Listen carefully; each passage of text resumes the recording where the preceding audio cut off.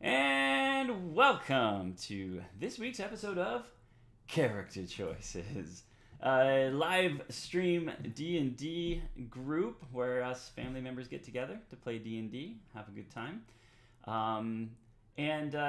do what we do, all in pursuit of the greatest story ever rolled, which we know is a lofty goal. I think I've said that before, but we're working towards it anyways. We are grateful to our characters, our player characters, for being here tonight. Our players. We are, as you can see, unless Britt has been magically transformed into her alter ego, Nasriel Emakir. We are short one player this evening. Britt has had a bit of a health, I almost said health crisis. That makes it sound way worse than it really is. She is not feeling well. I'm already getting into dramatic mode is my problem. We're waiting for the drama to come down. So she's not feeling very well tonight, and she is going to sit this one out to sleep, as her body should need. And so we're all super sad. We're gonna take a half a second of silence here, and then move on. But we miss you, Britt, and can't wait to see you next time. But we're here with the rest of our players. Thanks for being here. Thanks to all who might be with us or who might be watching this episode after the fact. We're excited to wrap up this kind of situation that our characters have found themselves in, which we'll get to here in just a few moments. But as always, if you have not had a chance to watch through all of our episodes, they are all mostly up on YouTube. So go to our YouTube channel, Character Choices, on YouTube, and you can get those caught up. We've got also a couple of episodes of our other program that we do called Out of Character, where we get together out of character and talk about what's going on in the game. And we also do have a one-shot. I actually kind of hope that maybe we'll get a chance to do another one-shot. That was super fun, and I think we have a fun idea that we wrangled up that would be good. So, but go join us over there. Check those things out. And as always, be sure to take a peek at our social media, Instagram and Facebook, for up-to-date information about what's going on with the stream and some other fun, D&D, tabletop RPG related shenanigans. Outside of that, we will be taking a break the Wednesday from a week from today, this next Wednesday that's coming up. Several of us will be out of town for that, doing a variety of other things and won't be able to make it here. So we won't see you next week, but we will be back and ready to rumble the following Wednesday.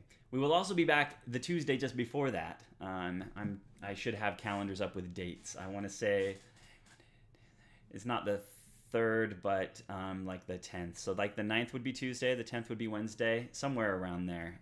We'll be back for our next Out of Character session on that Tuesday to talk about pretty much everything that's gone down in the last 2 or 3 episodes here, which has been a bit crazy, and to get prepped for that following Wednesday. So we'll be back February 9th at 4:30. February 9th. 4:30 Eastern time for Out of Character, and then the following day on Wednesday, the 10th, then for our episode of Character Choices at 8 Eastern. Is that it? Is there anything else that you all can think of in terms of stuff? No. Okay. Sounds good. Well, then we will go ahead and roll right into this week's episode of Character Choices. With a bit of a reminder of what went down last time. Our intrepid adventurers have found themselves kind of, in a way, their party split between ghostly plane and the concrete version of that same space, which we discovered last time is a chancel of the cupbearer, or a sacred shrine to Sif. And in particular, a chancel of passage, as we can tell with all of the doors that are in the space, each of which was glowing with a certain color of light. And as Bitsy was prompted to do, as a spectral chalice appeared, to place her hand on which a new mark has appeared, which resembles a mark that is on a piece of jewelry that she has. And anyway, has placed her hand upon the chalice, and the other characters have taken several interesting trips through some of these doors that have taken place. How do you call them magic field trips? They climbed on a magic school bus with a frizzy-haired instructor.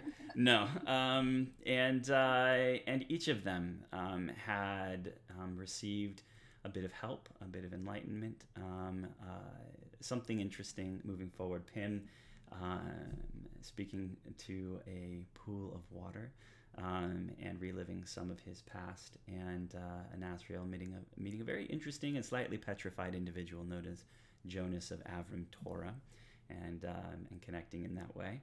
And the third door, the red door, in the end, as a new enemy appeared in the space. Yeah, I feel bad because somehow all the bad guys end up in Wicket's room. Like, even if they show up in, like, our room, they end up going to Wicket's room. Wicket was just about. Wait, no, Wicket didn't get a field trip. She got a big fighting robot thingy. Oh, I just had to fight all these things that were trying to kill me, and then Right. Yeah, but you just got a friend. Points. You just have a friend now. Wicked's in bad shape. She has dealt some damage to these constructs that have been attacking her lone self in the material version of this chancel of passage. Dealt some pretty good damage, and also has taken quite a bit of damage. Is down to almost her last breath. And at this moment, a dark entity appears, the size of a gnome, but deepest, darkest, black, some sort of inky kind of blackness makes up this individual. As was described last time, it was almost the appearance of a male gnome in figure, but was ominous in some ways. Climbed through a fissure into the room on the ghostly side of this room, but then decided to leave that space and cross back over to the material side where Wicket was on her last breath. Showed some interest in you. And then in that moment, the red door was beat down. At the same exact moment, Pim reappears through his door, arms glowing with astral energy, and a construct made of stone and metal bludgeons his way through the red door, declares his alliance with Wicket, and begins to attack the enemies. He landed a pretty hefty blow, natural 20 right out of the gate on an iron cobra that was nearby. I'm good sign. And that is where we ended, and so the story goes. Wicket, on your last breath, technically, your wand still connected by a quivering of arcane energy between you and one of these remaining constructs. You cast Witch Bolt on it, I think, and it still sizzles between you and one of these, but struggling. I imagine maybe on one knee or leaning up against the broken pillar, which you had kind of crouched behind, trying to stay off the radar of this new creature that has entered, this big baddie that's entered the room. Pim stumbling back after being kind of drawn up through the nothingness and thrust back through this door. You stumble to your feet in this space, surveying the battlefield before you. And Asriel is nowhere to be seen. She stepped through a door on that otherworldly plane side and has not returned yet. Bitsy, actually, I'll say Akerleigh, you've been guys. I want to stress, because D&D is weird. The time is weird on D&D. It's been like a minute since you stepped into this space, because of the way everything goes down. Last time, but it's been a minute. The otherworldliness of the time differentiation between what's happening on the other side of these doors and what's happening in this room. Not a ton of time has passed. But Akerleigh, you passed through the door, were frightened by the visage of the ghost on the altar, aged because of the effects of that, and still find yourself scared in the corner of that room, huddled, not able to draw nearer. You have been watching from this side as as Bitsy interacted with the ghost, placed her hand upon the chalice several times, kind of gone away and come back to herself within some pretty small spaces of time on this end, and you've watched this happen. As for the third time, Bitsy pulls her hand away from the chalice, stumbling backwards from it for the third time into this otherworldly space. And I am going to, right off the bat, Bitsy, have you roll another Constitution saving throw. I'm doing so well, but it's a totally new game, so we'll see how this goes.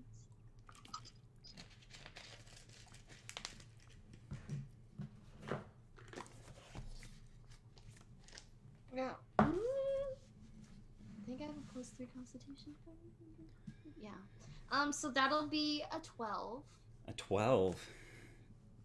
You pull your hand away from the chalice, and as you do so, at first the hand does not want to come away. There's a burning sensation that is kind of a stinging sensation under your hand as you struggle to pull it away. And you watch as you struggle. You watch as your hand shrivels ever so slightly. It becomes thinner and weaker. The bones begin to protrude a little bit more ever so slightly. And you feel pain shoot through you. And you will take 5 points of necrotic damage. Oh no. I get that. That's karma for saying I didn't take any damage. You shouldn't have started the game that way. And you stumble backwards into the room. You hear a low moan coming from Renzi Hinterhain, or at least the ghost of Renzi Hinterhain, who is chained to the altar behind you, as she kind of moans into the space, and she says, "You are doing well, but you must empty the chalice." I'm emptying it! Is there any more left in there? Yeah. I mean, if you wanted to take a half a second to kind of stand back up. I mean, you climbed onto a bit of a stone and you peeked over the brim of this spectral chalice before, and you saw several colors inside of there. And you can see that the colors many have disappeared from the mix. The black that was swirling in there, the red that was swirling in there, the kind of silvery white that was swirling in there. And you see golden light remaining inside of the chalice swirling around, and beyond it there's just a hint of a almost lavenderish kind of undertone to the gold somewhere beyond the gold, but all you can see for the moment is gold, but there's definitely still energy inside of this chalice. Oh, I think there's a little left. Wait, did someone say something? I think one more time, 2 more times. What are you thinking, Renz? At this moment, you see Renzi spasm on the altar. You hear a laughter kind of coming from somewhere else. Those of you on the material side, Pim and Wicket, you hear the new person who has entered, the little kind of shadowy gnome.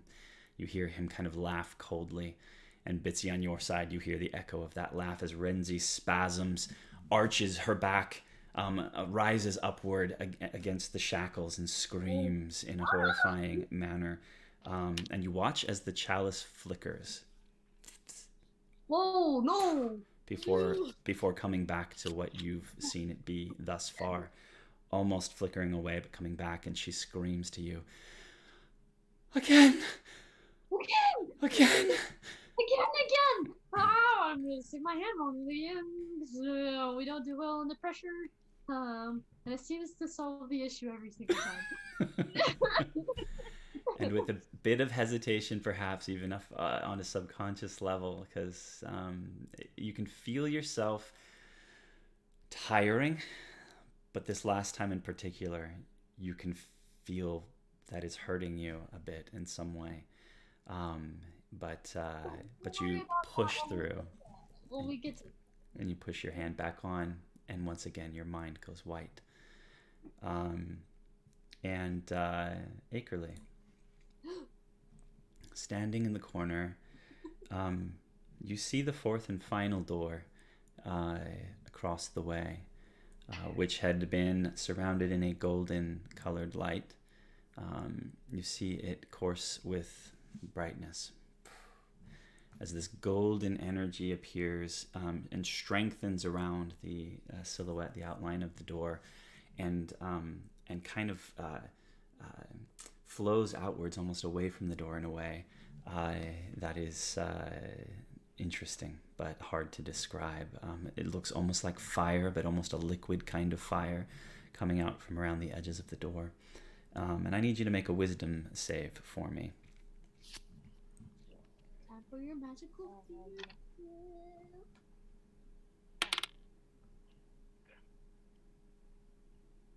A 7? Wait, yeah, 7. Okay, and that's including your wisdom save modifier? Yeah. Okay, 7. Yeah. I don't want to be 50 years old when I leave. Oh, I actually should have had you because rounds have passed. I actually should have had you do a wisdom save to begin with. We will go ahead and just say that was the first wisdom save because you're allowed to try and shake off the fear. And that does not work. And it's a 7. Okay, yeah, so that does not work. You still find yourself frightened of this ghostly image. Go ahead and make one more wisdom save now. So that was just to see if you could throw off the fear. This one will be actually the effect of the door. Oh, good. 20. Not natural. Okay, 20 total. Yeah. That is exactly the DC you needed to hit on this. Really? A 20? Right. You remember that Pim got a 20 on his door and was still kind of yanked through the door. This door in particular, that was the right DC for you for this door. And this is what happens. You feel the fear that has been coursing through you and paralyzing you. You feel it drop. And suddenly you just find yourself in the space around you. The otherworldly kind of greenish blue, cold, flickering space. And you do see the door before you, pulsing with golden light. As the fear drops, you see the ghost of Renzi Hinterhane turn in your direction. You can just barely see her. She is thin and almost transparent, all except the eyes, where she's drawn most of her focus and energy, which seem almost eerily concrete compared to the rest of her. And she looks and glances at you, and you see her kind of breathing shallowly, raggedly. "Through the door. Please hurry." As you feel the door beckon to you on an almost spiritual level. What do you do?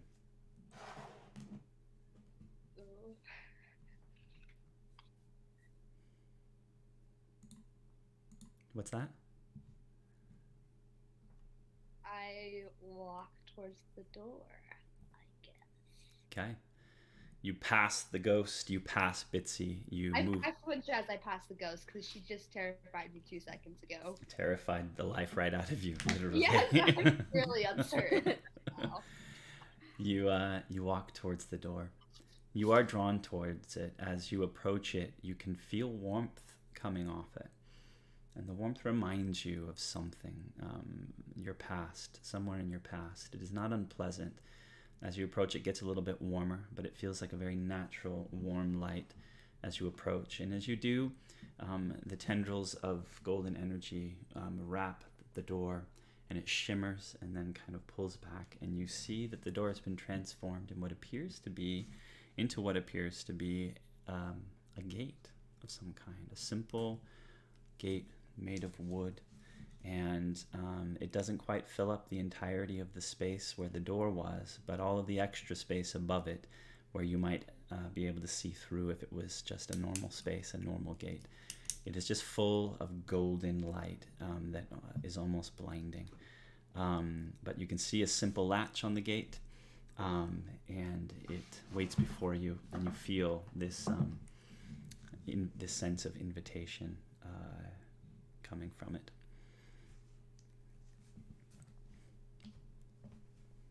I'm going to let you make this statement of going through.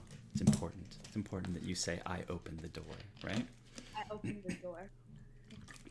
I mean, I'm not trying to put words in your mouth. I guess you can say it however you want, but you do. You make the choice. You remember that. I mean, Okay. not that it matters. What are I you mean, about to tell me? no, nothing's going to happen. It's You like push. your death is your own fault. Basically. You push the gate open. As you push through the gate, the brightness intensifies, this golden brightness, and you find yourself having to blink against it because it hurts your eyes. It's very much like looking into the sun. You actually pull an arm up in front of you to kind of block your eyes as you push through, and you take a step from the stone floor of the chancel of passage that you are in, and your foot comes down on something springier, softer to a degree, still firm, but more giving than the stone floor that you stepped from. And you step into that space, and you feel the light on the other side of your eyelids dim ever so slightly. And as the light fades, you open your eyes, and the smell, as your eyes try to struggle to get past the light, the brightness, and take in the space, the smell of the place hits you first. It smells of fresh air and warm grass, the smell that you smell when it's a warm and sunny day in a place with wide open space filled with grass, and it warms it all up. It's a very familiar smell to you, very much reminiscent of where you grew up, the wide plains of Elda. And you open your eyes and finally blink the light away, and you see that you are, in fact, standing in a somewhat open, grassy space, although the openness is broken up in the near distance by several hills that ring this place in. Low hills covered in grass, not a tree to be found anywhere around. You see wildflowers dotting the spaces in among and amidst the grass, which is not forever tall, but it is long enough, a foot and a half long, and it kind of waves in a breeze as it passes over. You can feel the breeze reach you, push your hair backwards as it hits your face. The sky is startlingly blue all around you. You've been traveling in forest for a while now, and maybe had forgotten how much you missed the open spaces until you were there again. But the blue sky with a few clean white clouds scudding across it. You can hear the sound of insects buzzing from flower to flower, and a bird or two settling on some of the sturdier looking pieces of grass and whatnot around. Very small birds that then flit away. You do see that there are a few animals grazing in this kind of pasture space before you. You see sheep and goats, and atop a hill in the distance, a bit silhouetted against the sky, you can see the forms of horses, their heads bent low as they pull at the grass atop a hill or two nearby. And you see before you a small path that is laid with round, smooth stones. That curves off from where you stand and turns to the left and disappears between two of these hills. At the head of this path that you're standing on, there is a small round piece of wood driven into the ground, and atop it a sign has been attached, a small wooden thing. And upon the wooden sign, a piece of parchment has been kind of hammered in, and on it you see the words in a kind of a no-nonsense functional script. You see the words, "This way, newcomer." I walk that way with a small smile on my face. And you step upon the stones of the path, and you follow in that direction. And at this moment, you hear a whinnying sound, the sound of a horse whinnying. And as you look up, you see that there's a small herd of horses upon the hill nearby, and one of them turns, and you can hear its feet, its hooves, beating upon the turf as it gallops down around the hill in your direction. And it only takes a moment for it to get near enough for you to recognize it. The pale coloration, the even paler mane and tail, as Dawn gallops down the hill in your direction, kind of tossing her head as she approaches, and she pulls up next to you as you meet her upon this path, and you can feel her in your mind, kind of pushing in your direction. You feel surprise and delight, and that's followed by a bit of what's the right word? Frustration. You get the sense that she's still a bit miffed at being left behind here recently, as she kind of pushes in your direction, but she's still very pleased to see you. But you can feel her surprise at suddenly being somewhere else.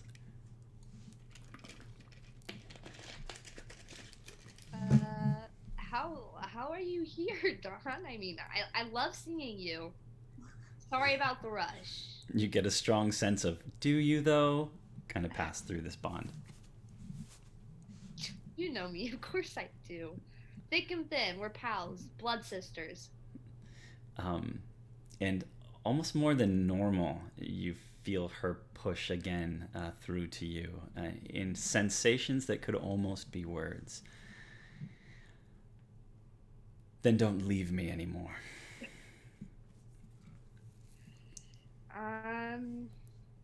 It's not my fault you have 4 legs, you know. She rises up on her 2 back legs, and she waves 2 of her hooves in your direction. You're gonna knock someone's eyes out. Careful. Yeah, and you get this image of all 4 of her feet being put to violent use, and then she suddenly takes it back again, and you feel her. She feels a little bit sorry for her outburst, but she kind of nudges you with her thing, and you get a follow-up kind of sensation of I am glad to see you. I'm glad you're safe. Me too. She turns, and you see her turn her head and look along this path towards the break in the hills, and then back at you, wide eyes.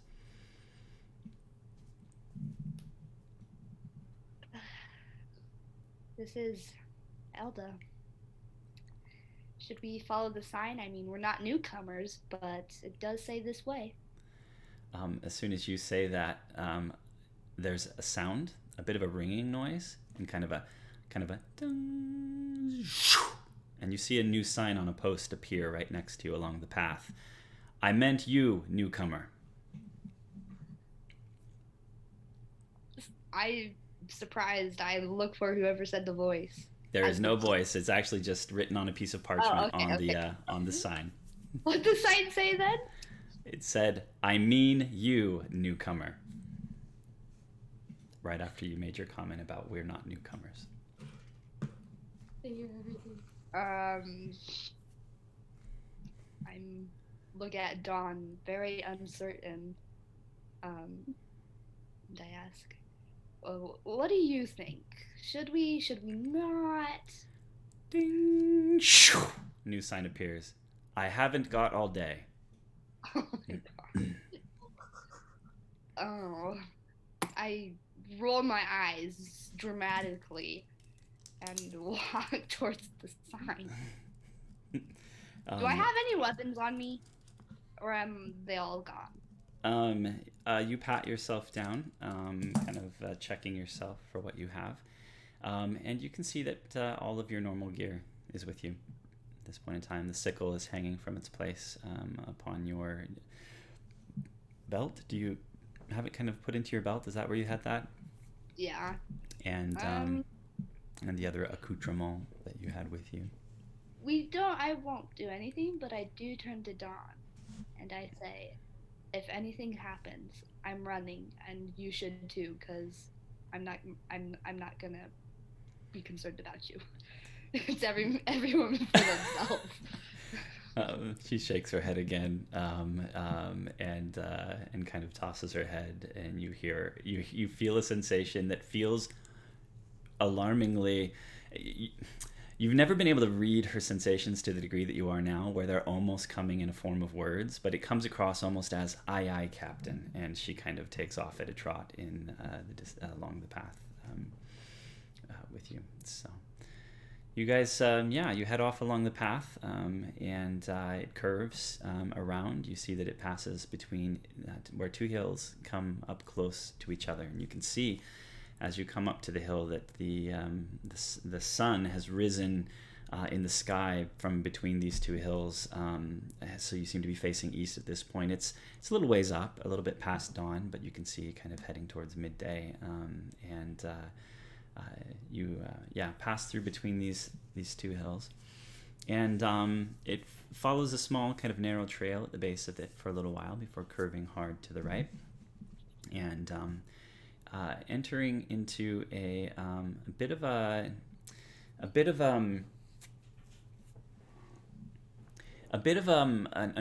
opening in the side of the hill. The hill has been kind of cut out to a degree on one side, and a structure has been. No, not quite. It's taller than a hobbit hole, but it is, and it's built into the side of the hill, and in a way almost has a feeling of kind of an awning. There's a cover that's been built with pillars coming down, and it is open pretty much on all sides. But it curves into this space, and it's this long space that enters in a decent amount. And you can see a variety of things set up here. There are some tables that are set up with a variety of things placed upon them. Many of the things that you see there are plant-based in nature. You see tables that are full of kind of containers, terracotta style containers, in which have been placed cuttings from plants. You see some plants that have been uprooted and kind of placed here. You see a variety of tools kind of laid out, small hand trowels and such things that you might find in a space kind of kept by a gardener. And you see that on one side, stone walls have been built into the hill here. It's been lined with kind of cut stone, and you can see on the walls have been placed a variety of kind of charts and kind of parchment-y papers, all of which contain information. Diagramming plants with calculations and information in a variety of ways about humidity and light and proper growing related information for things to grow well. You can see some dedicated to very specific types of plants and so on and so forth is around. And it seems like a place that somebody is using as a place to study and analyze and to gather information on the nurturing of the plants that you see in this place. But you do see that it kind of funnels and narrows down in the back, and then it enters into a kind of a narrower tunnel that cuts into the hill. And once again, there is a sign hanging beside this kind of opening that goes farther into the hill that says, "Up here." Where do you even get the paper? Like paper and ink. Ding. A new paper appears on the wall for me to know and you to find out. I follow the sign. And you enter into this kind of tunnel that curves a bit to one side and then begins to ascend up through the hill. And it curves around. You have kind of the cool kind of smell of earth all around you. And as it curves around and then opens up out into open sky again, you find that you're up atop the hill on a road that then cuts around and kind of curves up until you get into very near the top of the space. A space which has been kind of leveled out to a degree, which is bounded or surrounded by a low stone wall around the kind of crown of the hill. And the space in between has, once again, a variety of things within it, tables all of which are large and kind of high for your own physiology. It would come up almost to like your chest, a lot of these tables that you see around you.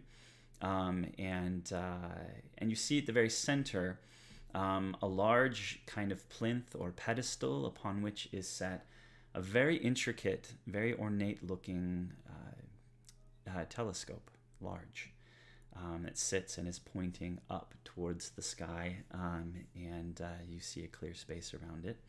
And you sit there for a moment, and then without kind of seeing anyone or anything in this space, you see beakers and like glass containers and things kind of all around you here on the hill. And then you see a head pop out from around the other side of the telescope, and the head is sitting pretty high up. I mean, it's maybe 7 or 8 feet up as it kind of pokes around the edge of this telescope.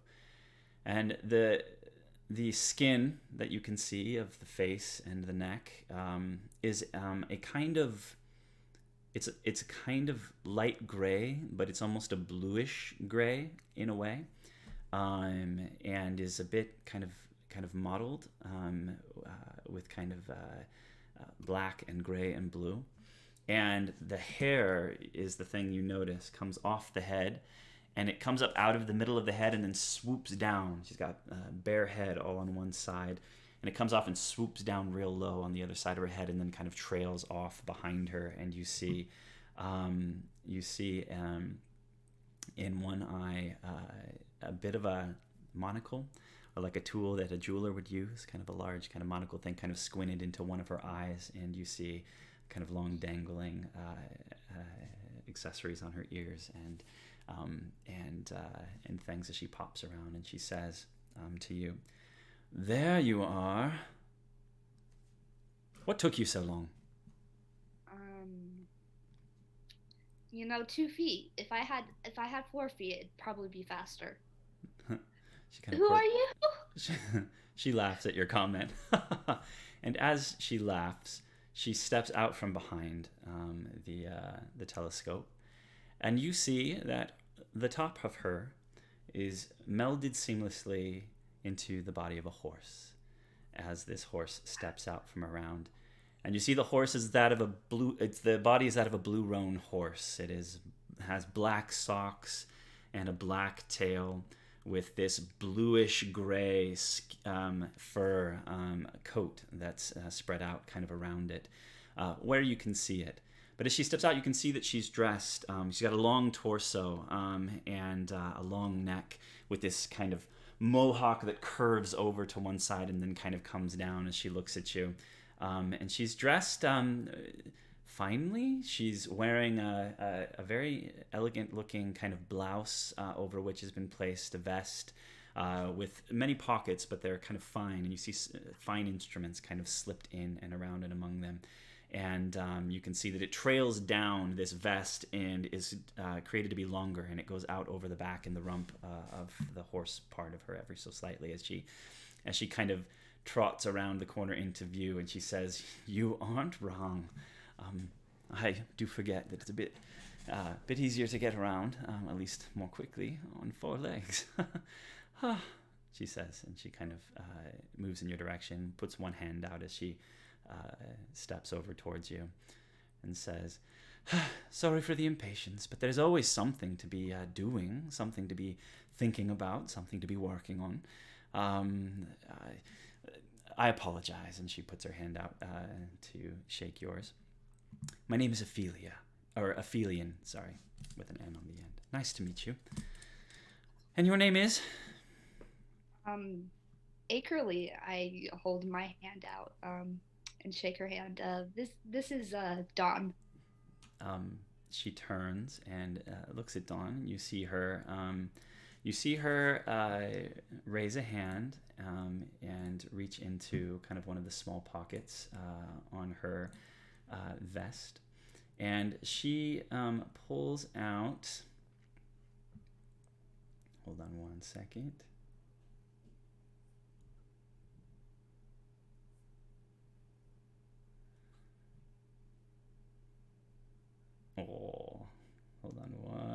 second. Better not be a bomb. A bomb. That joke was well timed, Abigail. I know.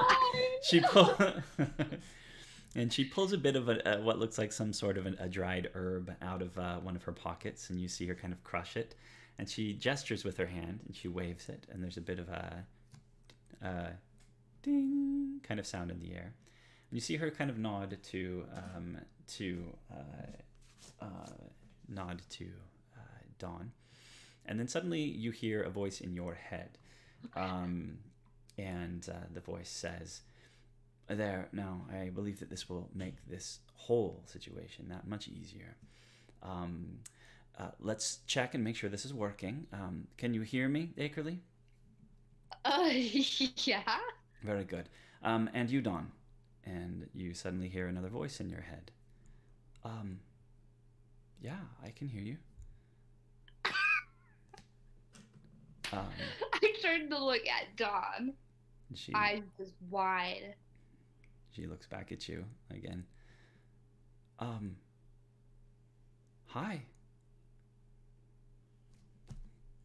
Hi. Is that your voice in my head? Dawn turns and looks back up, kind of wide-eyed at Ophelia. Ophelia says, "It is indeed her voice that you're hearing inside your head. I figured it'll be easier for us to conclude our business if we can all communicate with each other a bit more rationally, if that makes sense." Yeah, I mean, a horse's voice in my head makes complete sense. You actually hear Dawn kind of laugh, kind of a, wow. And she kind of looks up and looks back at you. Oh, I've got so much to tell you, she kind of starts to say. Please don't start. Oh, and as she kind of begins to kind of threaten to go into some sort of a conversation, Ophelia kind of cuts in without her lips moving at all and says, "I'm afraid I'll have to cut this conversation short. Again, limited time, and I do want to accomplish what you've come here for, if that's okay with you." Is that okay with you, Dom? She turns. You actually hear her kind of in her hoarse voice, and she's like, "Fine." And Ophelia says, "Very good. Well, come with me then." And she turns and she canters off kind of around the edge of the telescope in this other direction. And as you kind of head out towards this way, you get a better view of kind of the area around you. And it is just grassland as far as you can see, broken up by these hills. Kind of around you see a few small kind of streams of water and a few maybe smaller kind of ponds, bodies of water kind of dotting the space, reflecting in the light. And Ophelia says to you, "Well, I welcome you to the Mantic Vale. It has been a long time since I've had anyone visit me here. Partly that's by design, but I promise not to be too bitter about it. I owed a great debt, and it seems that debt is being called in. I have no time to go into the details, but I am happy to help," she says. And she kind of turns and kind of gives a long, kind of world-weary look up at the sky, and then kind of looks back down at you again.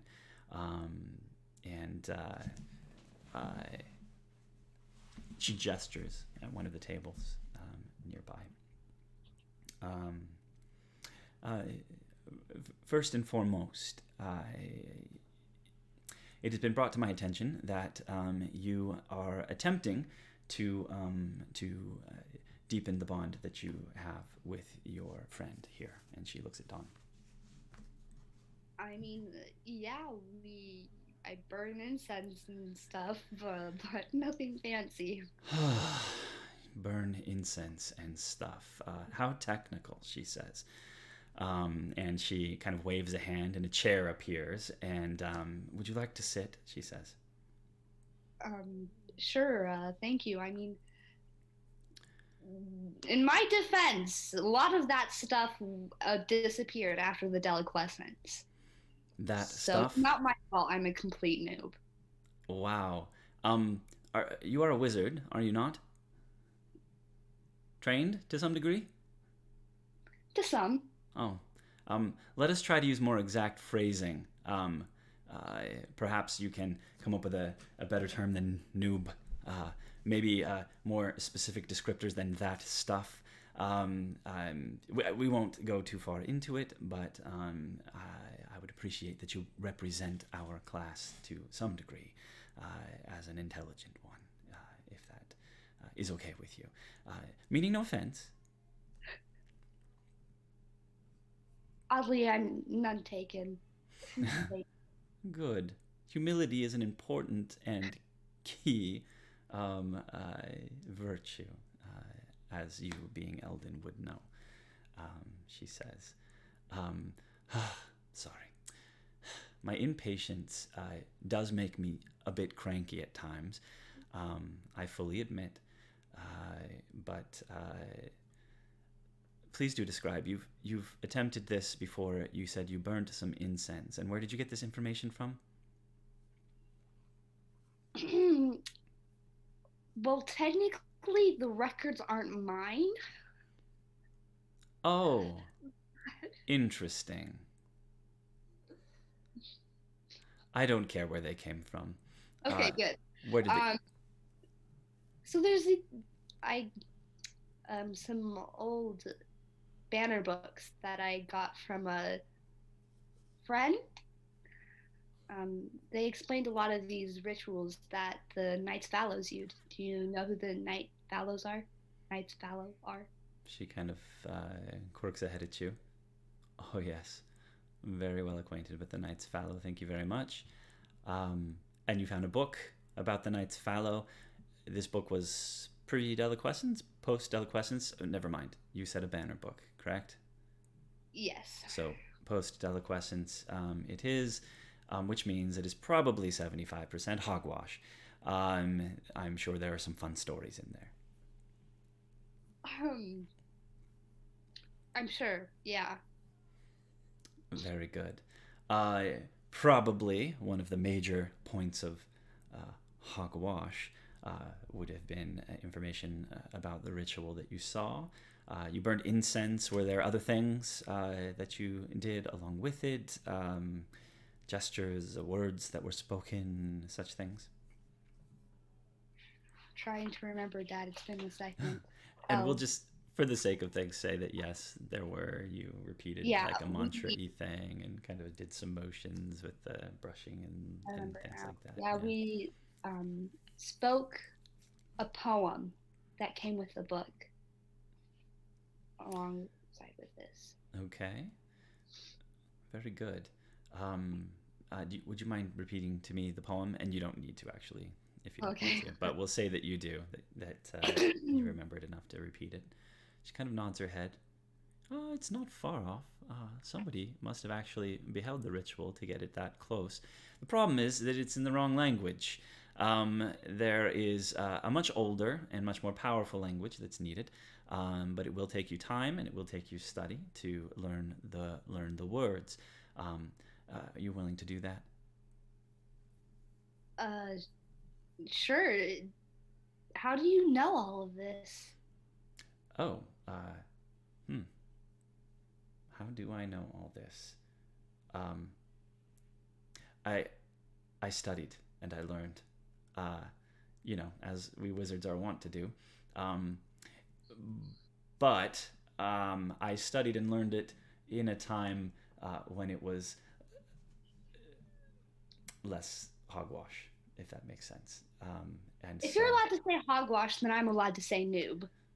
She kind of squints her eyes at you. I guess we all have our vernacular slang. Fine, I'll give you your noob. You give me my hogwash, and then we'll try to be more specific from there. Fine. Okay. Well, my people are the ones that taught your people how to do this. And so have access to that information. And for me, we are much closer to the truth of it than it would seem that you are. Through no fault of your own, and she raises her hand, you did find a book, and it did have some stuff in it. So, just in the wrong language. she turns and she kind of reaches around.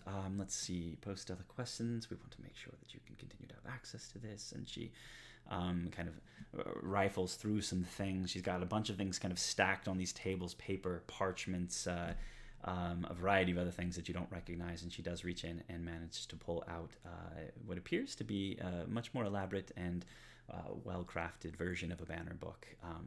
There you go, this will do. And she pulls it out and say, I believe I've prepared it properly, and it should be full of all of the information that you need. You'll need this, and I challenge you to study it often.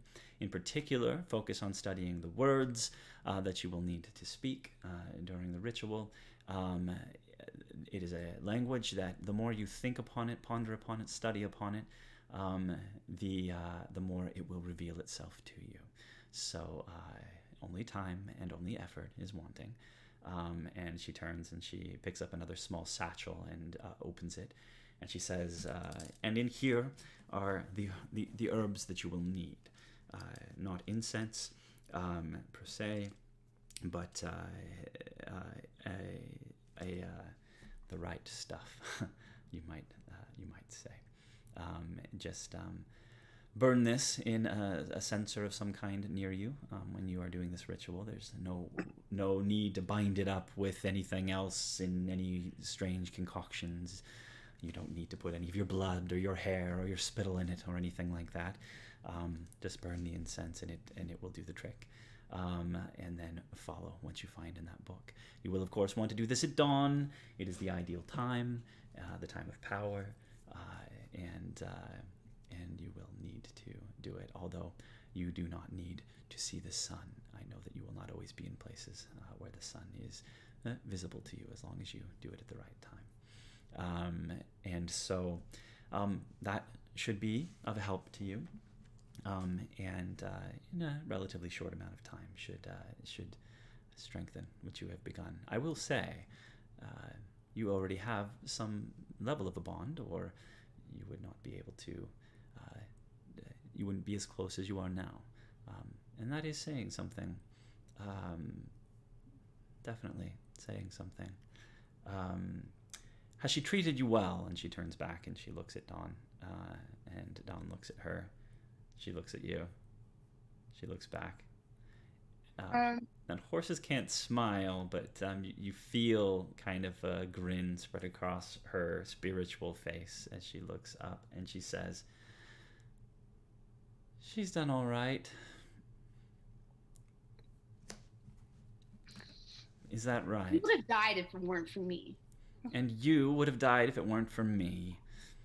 And she turns and kind of glares back at you. The problem is, she thinks it's fun to leave me behind when she goes places.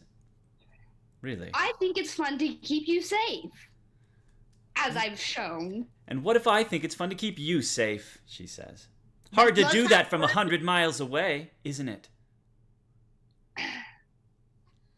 Yeah, we take care of each other just fine. The person, or the Ophelian, kind of looks at you and kind of cocks a head. Definitely some things to work out, I think. I recommend therapy. But anyway, that wanting, what is your reasoning for leaving her behind? Trying to keep her safe, or is it more logistical? Logistics. She's got 4 legs. And I'm assuming that you are going places where 4 legs would be a hindrance. Yeah. I see.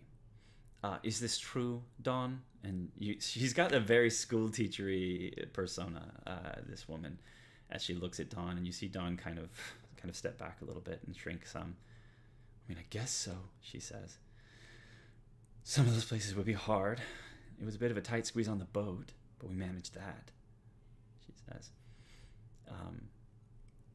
She went like underground, and I imagine that would have been hard, I guess. Well, you know, it's good that you've acknowledged that there may be times where it is inconvenient for something of your size, a creature of your size and your stature, to go into a place. And yet, it is not fun to be left behind by somebody that you care about. And she looks back at you. I believe that I have just the trick for that. I was warned that this might be something that you would need. and maybe this will do. And she reaches down and she rifles through her stuff again, and she pulls up a what appears to be a necklace of sorts, and it's hanging from a golden chain, and the bauble that's hanging at the end of it is a bit of a stone, a clear kind of convex stone that's round, about the size of a silver dollar, and kind of rounded it has a bulge to it on either side, and it is kind of rippling with a kind of green and gold energy on the inside of it, that is subtle. It doesn't seem to glow, but you can see the gold and the green inside of it. Every once in a while, a little hint of blue runs across it, a kind of sky blue. This should solve your problem. You will need to speak a word of power to put it in here. Luckily, that word can be chosen by you. We can set that right now. Would you like it to be noob or maybe stuff? The word will be glory. Interesting. Glory.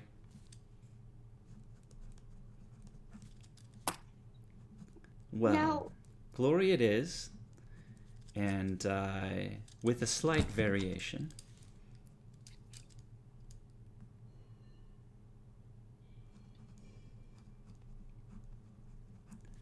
You will need to speak it in the language that I spoke of earlier. But that is the language of power. The word for glory is nuara. She writes it down. N-U-A-R-A. N-U-A-R-A. And she holds it up, and you see her whisper the word. After making a gesture, whisper the word, and there's a flash of energy inside of this thing. Go ahead, hold it up to your eye. I hold it up to my eye.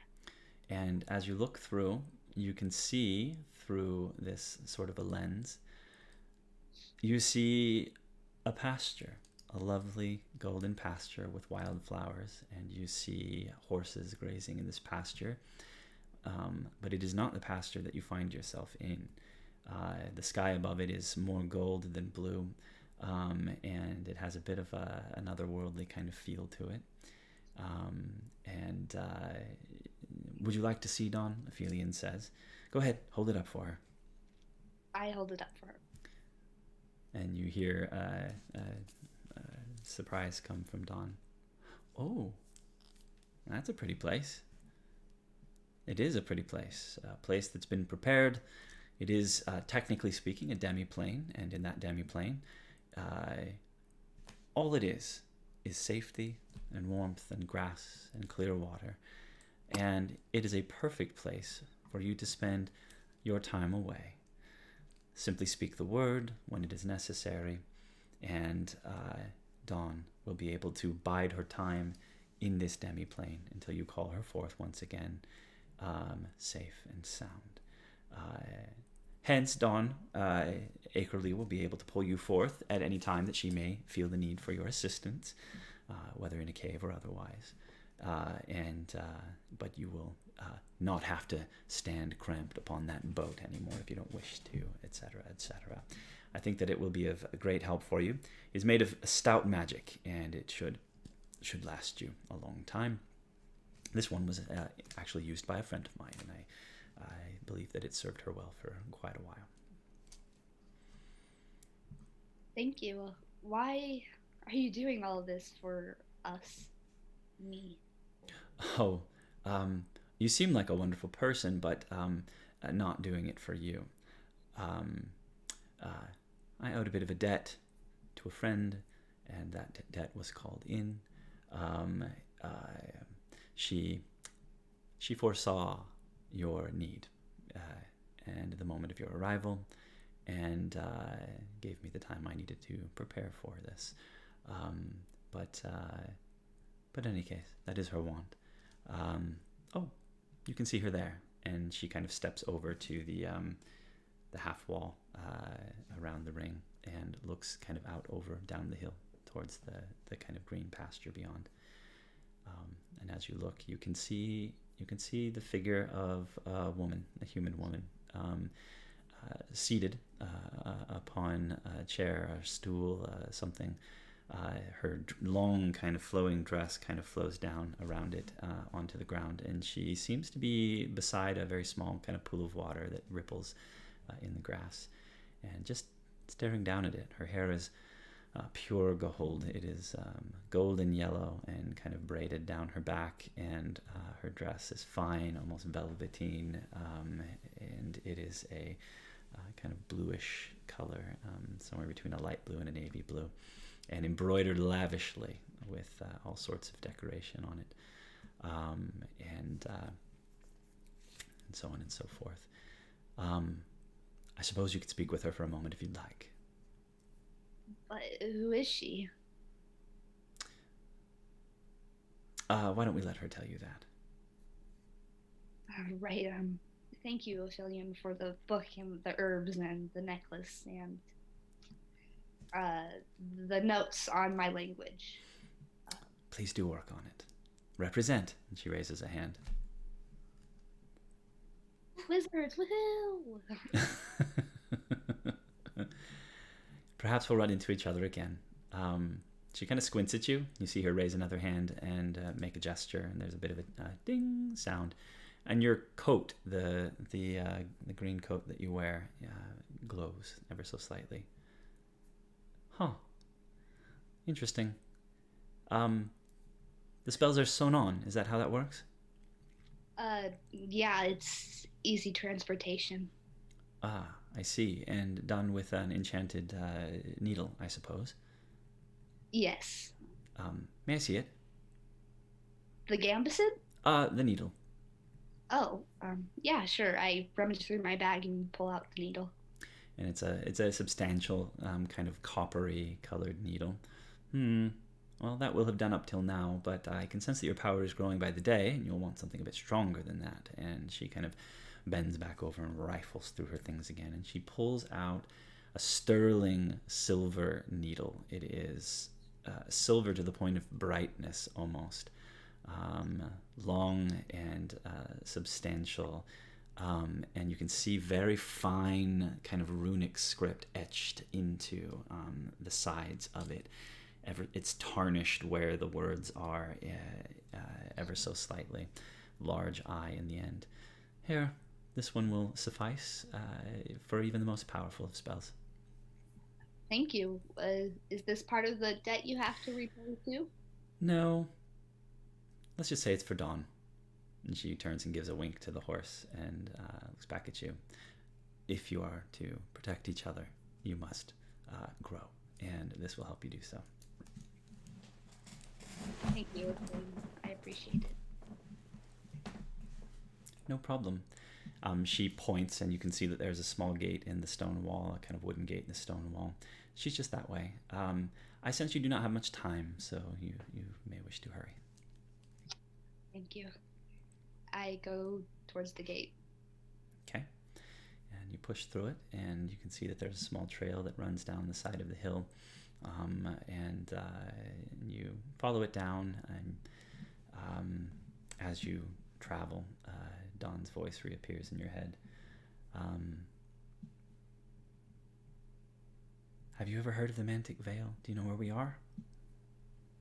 I thought it was the Sagacious Plains at first, but I've never heard of a Mantic Vale, unless I have, dear DM. More than likely, you could do a history roll for me if you want to, real quick. History. 8, 9, 10, 11. Agony. 13, right? You singing agony. What'd you say, 13? 13. Yeah, no, it slips your mind. You can't say that you have ever heard of the Mantic Vale. You are aware that there are centaurs. The centaurs and the humans have separated themselves from each other. Largely, any cultured centaurs are south of the Demerant River in Elda, while the humans seem to stay to the north more. But you really have not learned much about them at all, so it could be down there somewhere, but you're not sure. And her, do you think she's dangerous? Dawn says as she kind of pulls up next to you and like you see her looking down the hill. The girl in the dress, you mean? Yeah, that one. Not Maybe. all humans can be trusted. I give Dawn a meaningful look. I say, "You're right, but why go as far as to give me a necklace, a banner book, some herbs, if you were gonna hurt us, you know? And again, this could be some sick trick." Yeah, it could. You should get behind me, Dawn says. She tries to kind of speed up. And she actually does. She kind of pulls out in front of you and walks down the trail in front of you. You see her raise her head up kind of higher. Her back becomes kind of more proud in its line, and she kind of high steps down the last little stretch of this trail towards the woman, who does not seem to really acknowledge your coming at all. As you approach, you guys get right up to where she is, and you can kind of see her there and hear her kind of singing some sort of a song in words that you've never heard before, words that you don't understand, but it's entrancing to kind of listen to.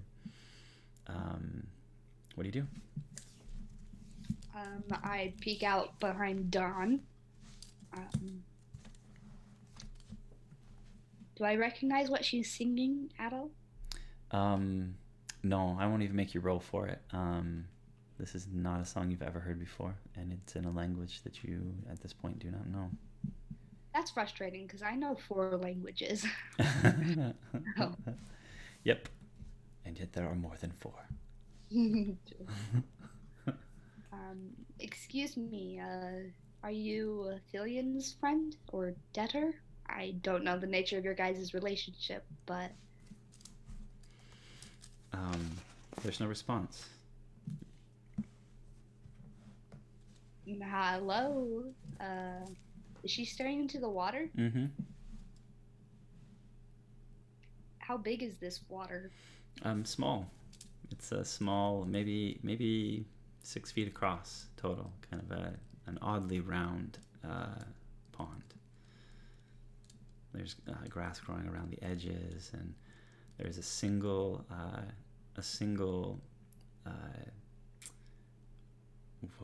blanking the word, pond lily, a lily pad there with a large, beautiful looking lily growing out of it. But that's it. That's a beautiful lily. Did you grow it yourself? She stops singing, keeps looking at the pond, and says to you,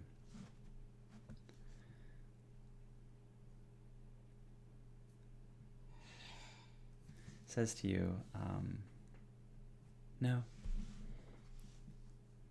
the lily's always been here. Oh, it's really pretty. It is beautiful, isn't it? Yeah, are we in Elda? Because I don't think lilies grow in Elda, at least not famously. She laughs. Does it matter? I guess not. Elda's somewhere. We're here. The lily's here. It's always been here, she says. Isn't it beautiful?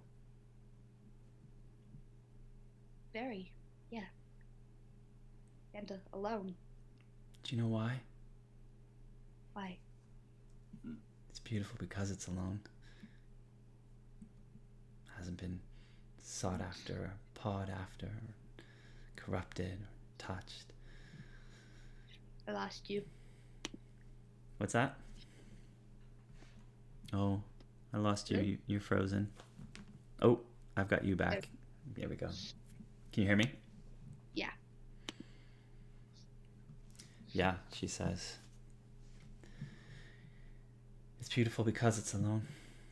Because it's been left alone for so long.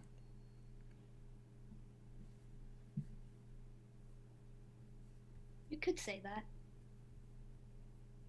But if you imagine, if you dug out the land just a bit more and put more water and lilies in, it'd be a real stunning sight. She turns to you at this point, and you are shocked by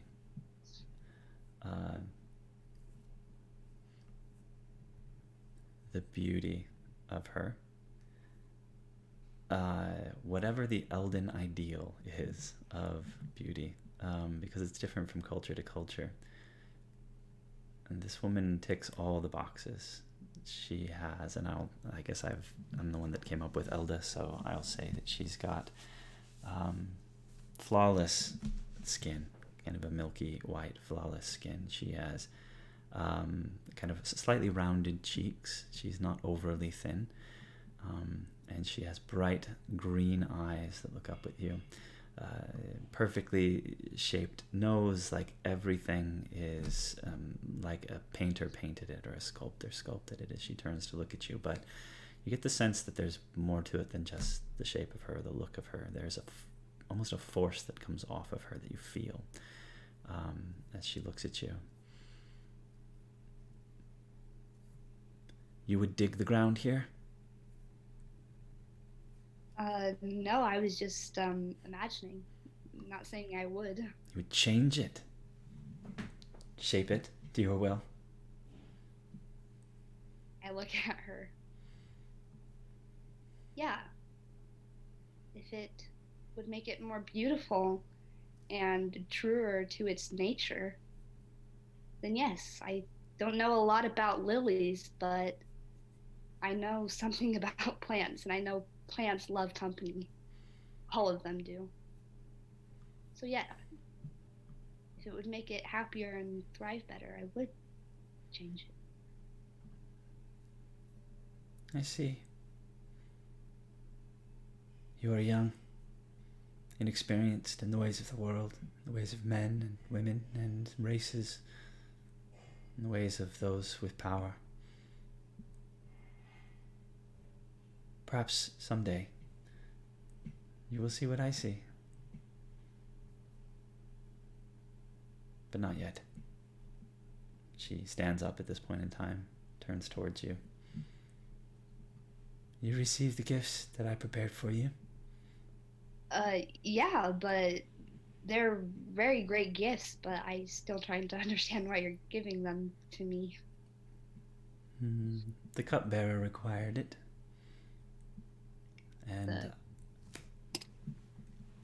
And I acknowledge when called upon. All of us who are called upon know the call, and we respond. Those of us who care. And no matter what you know of me or may believe of me, I care. The vessel was filled. I was called upon, my power drawn, and I have given you what you need. Is there anything else that I can do for you? Your name?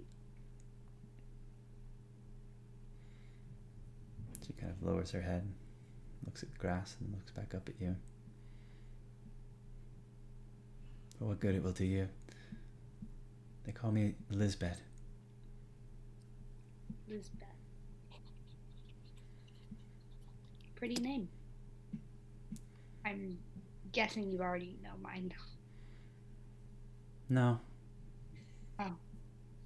But I know you. That's better.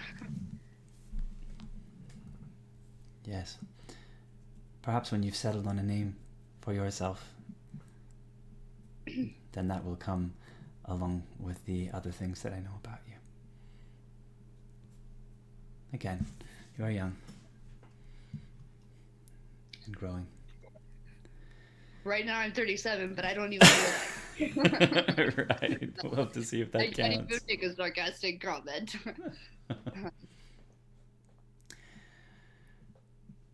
And she turns and she kind of looks back down at the pool again. And standing near to her as she looks down, you look down. You can see a face looking back up at her. And it is a male face, dark hair, surrounding kind of olive-colored skin, smiling up. And as you're getting kind of a look at it, she reaches her foot out very daintily and taps the surface of the water with a slippered foot, and it ripples away. And she turns back and looks at you. She reaches out and she grabs your hand. You feel the warmth of it as she does so. It was very nice to meet you. I wish you the best of luck. As much as I cannot be bothered by what is happening where you are from, I do get the sense that it is of the greatest import. And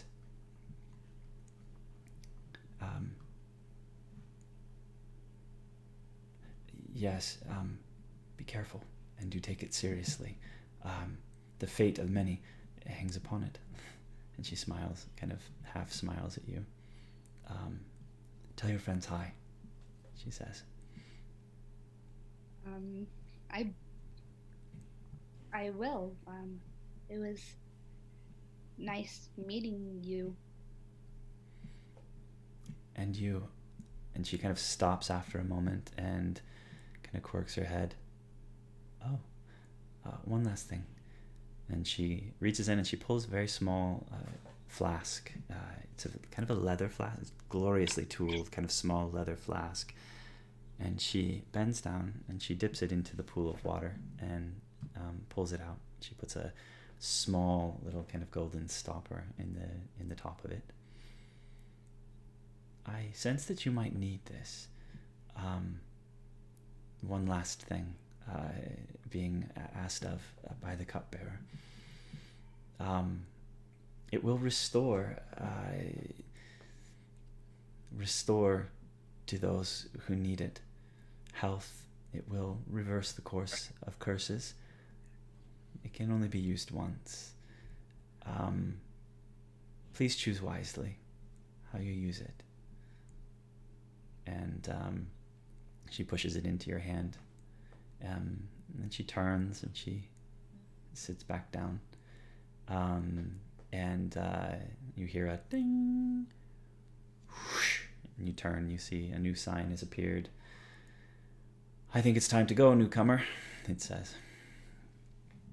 And you can see a new path has appeared near the sign, heading off in the direction that you came from. And you can see at the end of the path, not maybe 20, 30 feet from you, the gate has reappeared, standing free at the end of the path, just in the middle of the grass. I look at it for a couple of seconds before turning back to Lisbeth.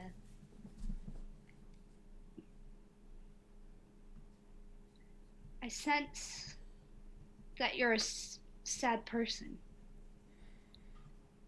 I know there's not much I can say or do, and I'm very, very grateful for the gifts that you've given me. If you ever need me, just know that I'm in your debt for anything. She stays looking at the pool of water. And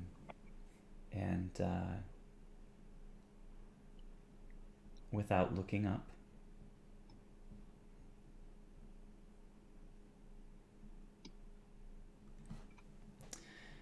begins to sing again. And this time you recognize the words as she sings it in a language that you can understand. And there's a mild kind of variation to the music as she does so. The words come through. I won't attempt to make up a melody or try to sing them for you, but the words come through. No fences to hedge us in, no bridles to rule or reign. We fight for fairest freedom, to love, to run, to till, to harvest, to find ourselves, to lose ourselves. For mastery of self we fight. Against any who seek mastery of others we fight. Though fallow lies the field, we fight.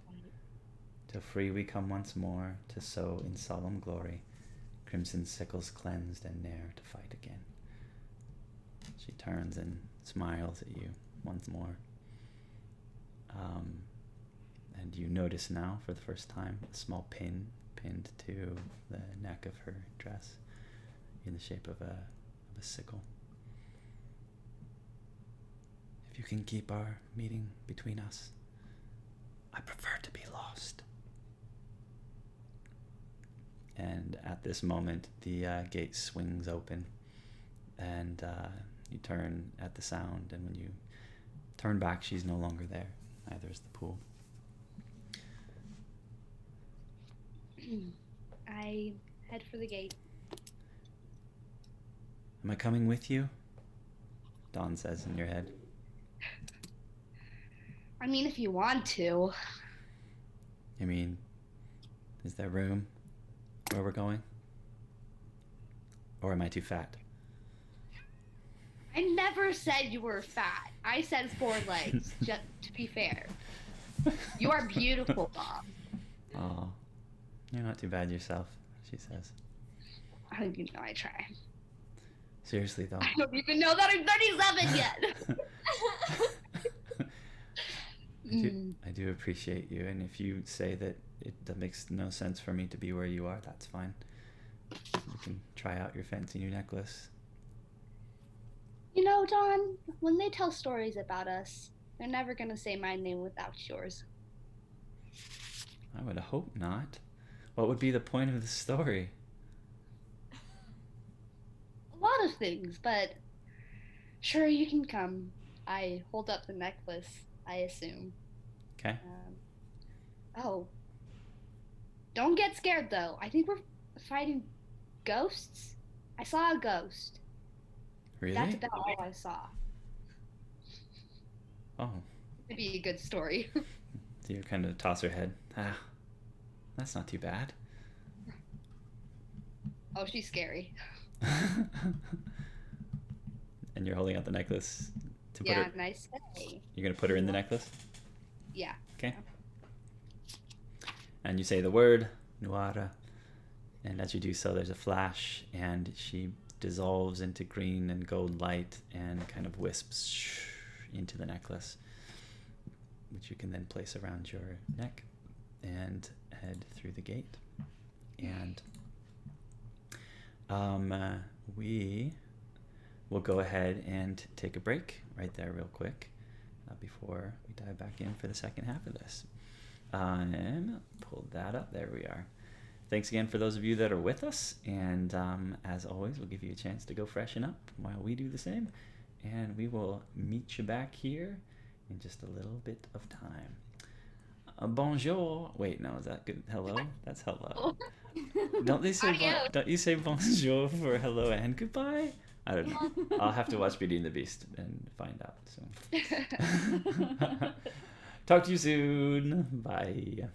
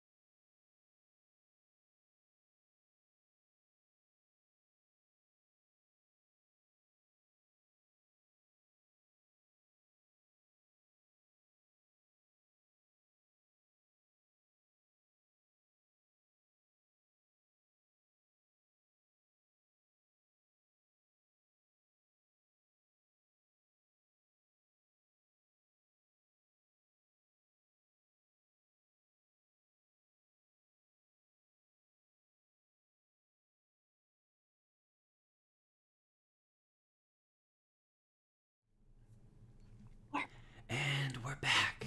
I didn't say it out loud this time. Right, we don't want to hurt anybody's ears, so we live and we learn. Welcome back from the break. Right before which we wrapped up a bit of an experience that Akerleigh had with some interesting folks. I'm not sure what the word is. Condescending centaur, maybe slightly, and a mysterious woman, and stepped back through the gate.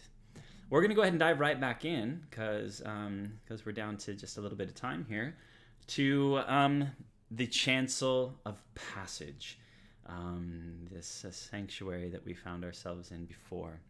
And I want to come back now with Bitsy. As your hand once again attempts to pull away from the chalice, your mind comes back to itself. You find yourself in the space. And I'm going to have you do another Constitution saving throw for me. Yeah, just layering those save throws on her.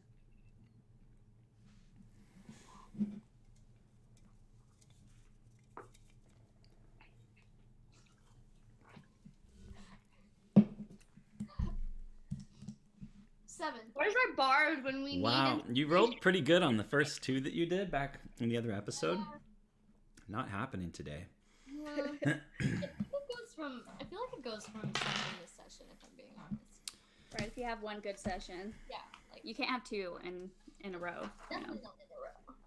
It's all about balance. Life is about finding a balance, and I think emulating that in D&D. As you attempt to pull your hand away, it's even harder. You pull it away, it stings. You can see it's withered down to where there's almost no flesh, no muscle, no skin. The skin is there, but it looks old and withered and aged. And as you pull it away, there is this these tendrils of kind of energy that kind of connect your fingers. It's like zzz, zzz, tsh, and you finally manage to pull it away. And as you pull it away, it's like you're ripping part of a limb off or something. Pain floods through you once more, and you take another 8 necrotic damage. Right.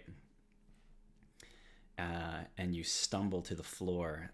Your hand, your arm, just throbbing and stinging with pain. You feel tired, wrung out, worn out. And as your hand breaks from the chalice, you hear a loud moan followed by a scream, and then you hear the shattering of chains behind you. And as you spin, you watch as the ghost of Renzi Hinterhain rises up, broken chains hanging from her wrists, and she kind of rises into kind of a standing position and hovers above the altar, arms out to the side, moaning, screaming, and then kind of settling with a look in your direction. And she says to you, "You have been strong. That is good. You have done your family proud." My family? While I hold my arm. And she nods at you. You are a worthy child of House Melanet. I must ask even more of you. A gnome gotta do what a gnome's gotta do. And I'm just gonna look at my hand and like do up with the other one. She kind of floats towards you in your direction, very ooh, as she moves in your direction, and comes near. What you can see of her face, and there's a serious look on it. I see your mirth, your attempt at mirth, your attempt at optimism. It is okay that you are scared, she says to you. When I was shackled here, it was done by means of activating the chalice. I was brought here right before I was killed, and I was brought knowing that the chalice would activate for me in my time of need. And it activated. But I was denied passage and killed, my ghost remaining behind and shackled to this altar to hold the way until now. I believe Icon Mythic was frustrated in his attempts at the time, but he seeks to continue now. You have done well to empty the chalice, which has been activated anew for you in your group. It is unheard of that so many people have been provided the help they need here in the chancel all at once. And you've done well. But in order for us to end this, I must take my final journey. I must ask you to send me through. And as this happens, you see that there is a flicker, you sense a flicker of lavender energy, very cold, kind of a light purple kind of cold energy flicker from behind you, and it kind of lights her a little bit. And as you turn, you can see a new spectral door has appeared, standing kind of freestanding in the room. And the door is drained almost of color. It is like a black and white version of a color thing. And there's just this hint of very cold kind of lavender energy around the door. We must empty the chalice of all of the energy, even that which was activated upon my death. I must pass through. I know it is much to ask, and that you have already endured much pain. But it is the only way.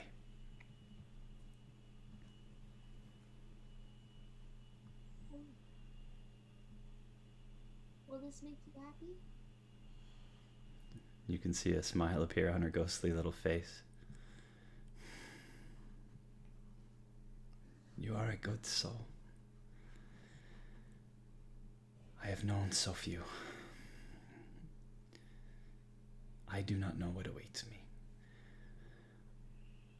But I will be better off than I have been here.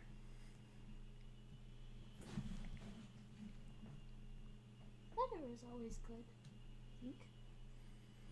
That's just from my experience. So, not how little that may be. But don't be scared. If you are,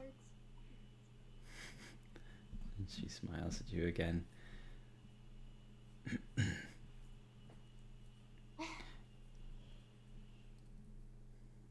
How are we connected?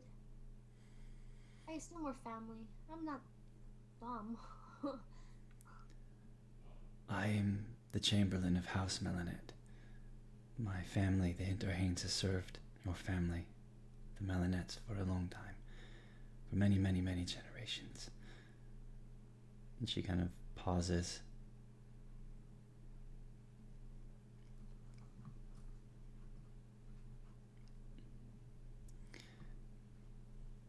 I don't know what you know of your family, but you have survived and been born.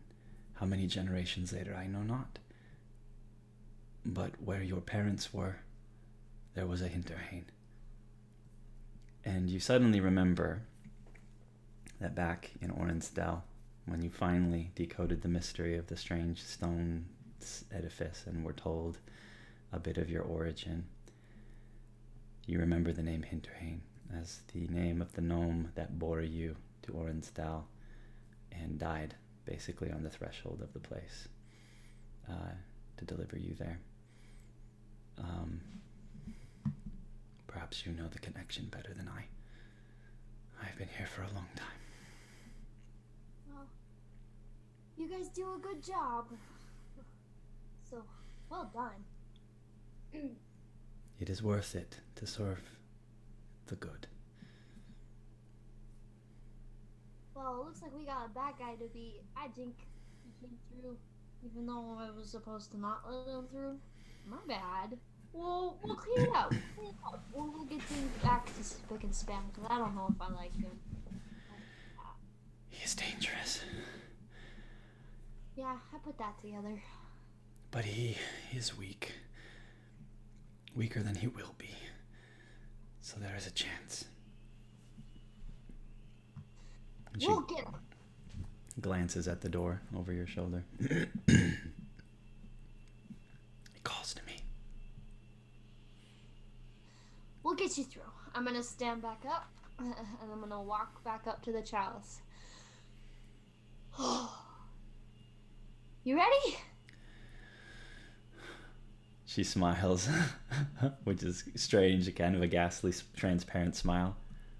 I was born ready, she says. Yeah, well, you're dead, so there's not. It's much- a dead person joke. That is funny then.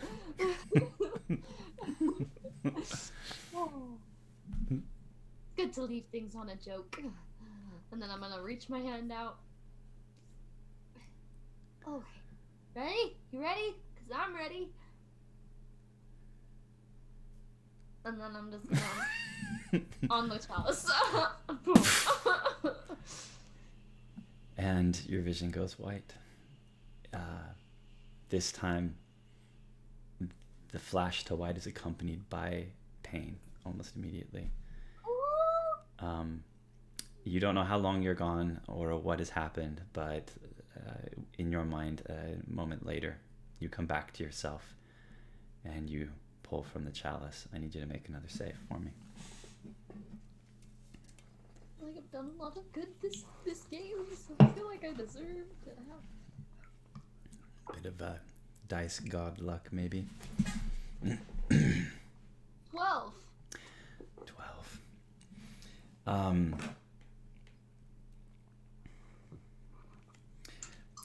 So, as you pull away this time, there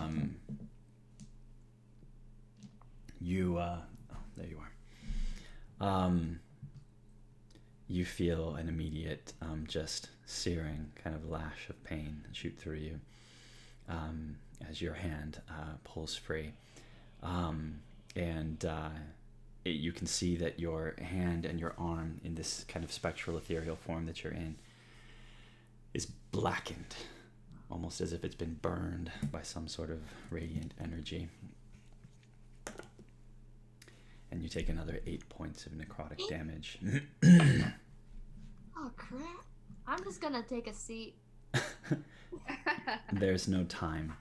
On the other side, Pim and Wicket, standing on the other side, you are surrounded by these constructs. You see the small shadowy gnome across the way, and if you recall earlier when the door flared, a little spectral version of that chalice kind of appeared in the room. And it has been kind of hanging there, floating there, flickering every so often. For those of you that have been in the room, I guess Wicket, you're the only one would have noticed or seen it because you're the only one that's been here. You see it flicker once more, a kind of bright lavender, and then kind of and fade to mist. And in that moment, you see Bitsy appear at the center of the symbol upon the floor, kneeling. Holding, kind of cradling her arm and moaning kind of in pain to herself. At the same moment, you hear Maddie, the name was shared with you, Icon Mythic. You hear him kind of scream and kind of let out a no as the chalice kind of fades. And you can see his the kind of inky stuff that he's made of spasm once more and kind of glitch. And then kind of pull back, and you can see the tear in reality that he kind of stepped through, beginning to kind of seal itself back up again, ever so slightly, as he kind of turns and looks at all of you. He's again just pure one color of black. And so expression is all in the crook of his mouth and the squint of his eye as he kind of glares at all of you and at Bitsy, and then looks back at this tear. And he looks across at you, Wicket, where you stand, a kind of sharp and almost desperate glance. And you can see him. At this point in time, I feel like it's only right if we all... I'm going to do this just to make us be on the same... Nope, not going to do that. This is my DM brain working. I'm going to have all of you that are in the room, I'm going to have roll initiative for me now at this point in time. So Am I in the room? not Akerleigh yet. Details, guys. It's all in the Oh, details. I got a 2. Oh, crap. I also rolled a 2. Did you really? So I'm 5. Let me see what my initiative bonus is. 1 second. So I have a 7 then. I have 9. Go before me so I don't die. Look how low we all I don't think roll. I have much help. Well, you're going first, so. How many hit points do you have left, Bitsy? Are you like dying, or are you just really hurt? I've got less than half of them left. I've got less than a third of them left. I've got 9 hit points left. Okay. Oh, and then, yeah. We'll see what happens. What happens, happens. Okay, Akerleigh's gonna show up and just like handle it for us. Yeah, I mean, The person who's almost died a couple of times. it's time to be redeemed. Yeah, I see. Hey, Pim's at full. Pim Akerleigh will save you guys. Save the gnomes. If I remember correctly, right before we came into this cave, Wicket said let the gnomes handle it. I remember because I quoted on my paper cut. That is true. My paper cut. Only Wicked said that. Okay, of the 3 of you in the room, find we'll you just go down. Anyone over 20? Between 15 and 20? No. Okay, so... Something's definitely going before us. All of them get a chance before we even get to fight back. How about between 10 and 15? What you got, Bitsy? Never mind. What do you have? No, never mind. It's not 10 and 15. I got overexcited. You didn't break 10 either? No. Okay. It's fine. I'm not fine or content, but it's fine. I'll figure out how to be content with dying. This might be a TPK for all we know. And then let's go Now. 5 to 10. What'd yeah. you get, Bitsy? I got a 9. Anybody else better than 9? I'm the head of this herd. What's your dexterity modifier, Bitsy? +2. +2?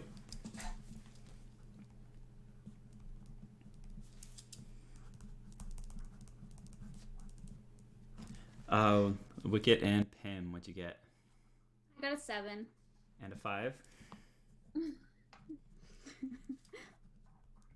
To be fair, Wicket has like 3 points. She's like barely holding on to her little wand. So like she doesn't have much initiative inside her. Oh, that's true. Hoping other people will just take care of it. Akerleigh, I'm gonna need you to show up because me and you are the only ones in full health. Yeah, I'm coming. Okay. So, right off the bat then, as Mythic says this, he kind of turns and he looks,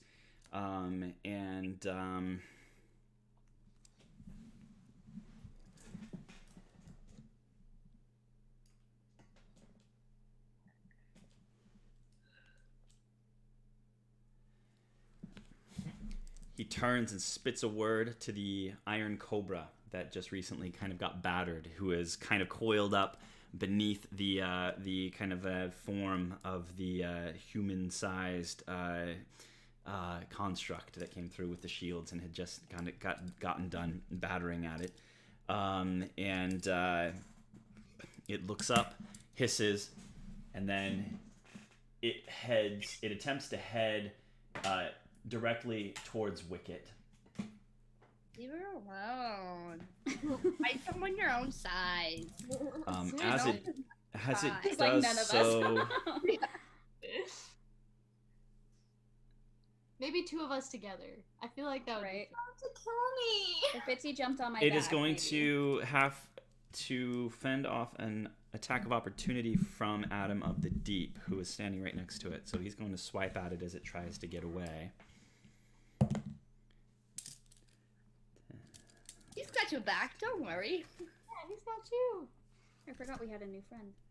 And he does manage to slam into it with one of his shields.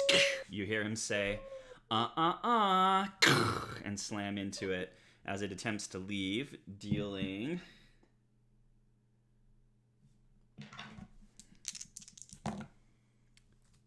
Wow. Dead damage. It's gone. It's dead. It's gone for. It's dead, right? I can feel it. It happened. 14 points of damage. Massive. You guys hear this kind of horrendous kind of clang as stone hits metal on this iron cobra. 25. It took 25 the first time. And it kind of gets slammed into the ground. It gets bent horrifyingly out of shape, and you see it kind of hitch up and kind of turn and kind of hiss as it moves away. But it does continue to move as it slithers, and it manages to make it up on top of the altar, and it's up there kind of glaring down at you, kind of like jerking and kind of like its hood kind of out but kind of crumpled in places as it looks down at you, Wicket. And that is going to be... That is so stressed. Scared. We handle this. At least you're no longer alone. Oh. See, this is me learning some things. Sorry, hold on. We'll be able to tell our posterity about that time our friend died in battle. Like, because we'll be there to see it. I promise we'll write great stories about you if you I'm die. so anxious right now. I don't know what to do with my hands. Put them in your mouth.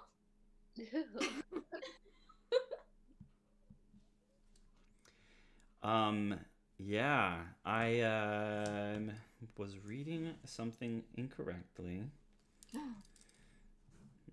This is me doing my learning thing.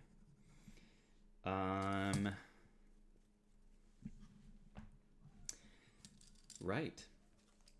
As the cobra kind of heads up towards you, and you can see that you can see. Let's say this. I got to retcon this just a smidge, and realize that as Adam of the Deep comes in, knocks the door down, runs up, slams into the iron cobra. He lands a massive hit on this iron cobra the first time, and you see it clang. And you feel like it should have done a whole lot of damage, but it doesn't seem to have damaged it much at all.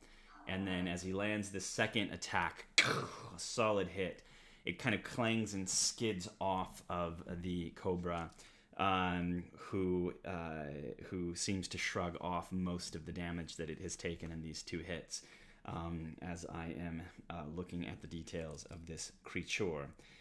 So rather than being super crumpled and glitchy, the cobra that rises up above you from the altar is actually in pretty good shape right now.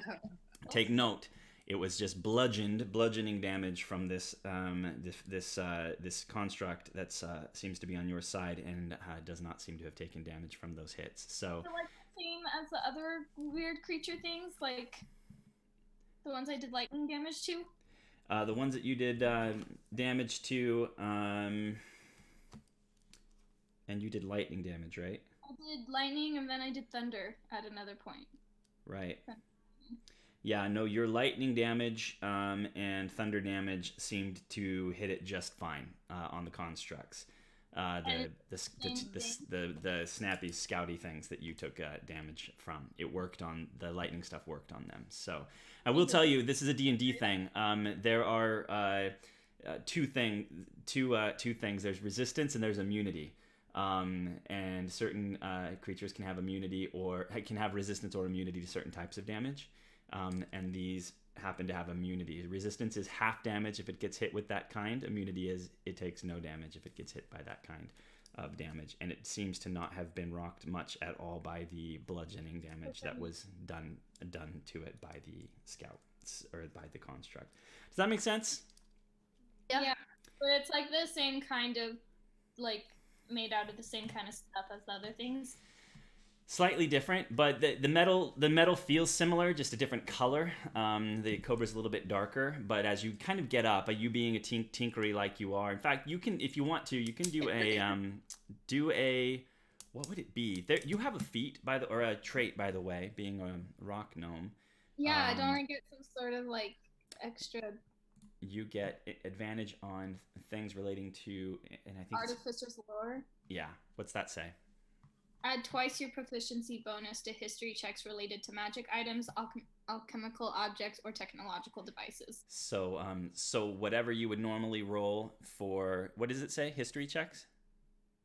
Yeah, history checks. Yeah. So for history checks to kind of get a sense of these things, kind of what they are, kind of how they are, you would add once again your proficiency bonus. I think your proficiency bonus has been added once, but you're gonna add your normal modifier, and then add your proficiency bonus again to that. Okay. If that makes sense. Natural 20. What? Well done. Should have got that on a attack roll. Right. So here's what we're gonna say. We're going to say that you do remember kind of digging through old kind of books and recipes back when you were with your clan of rock gnomes, and you do remember having come across plans that reminded you of these things that you see before you. And you realize that they are made similarly out of these kind of metal things. And I will go ahead and give you with a natural 20 that you happen to know that they are generally immune to lots of different kinds of damage. Poison, bludgeoning, piercing, and slashing damage for both of them from non-magical attacks. So if what they're being bludgeoned by is not magical or slashed by is not magical, they seem to be immune to those things. So hence your lightning damage seemed to do just fine, but the slams that they took from the construct didn't seem to do a whole lot to them. So in any case, yeah, but they're similar. So what worked on the Bronze Scouts should also work on the Cobra, if that makes sense. So okay, so that is the Cobra, which rises now up above you, having gotten past that. Adam of the Deep looks across and goes, "Oh my!" As it kind of flees from him, avoiding his hit, and he is going to say, "I'm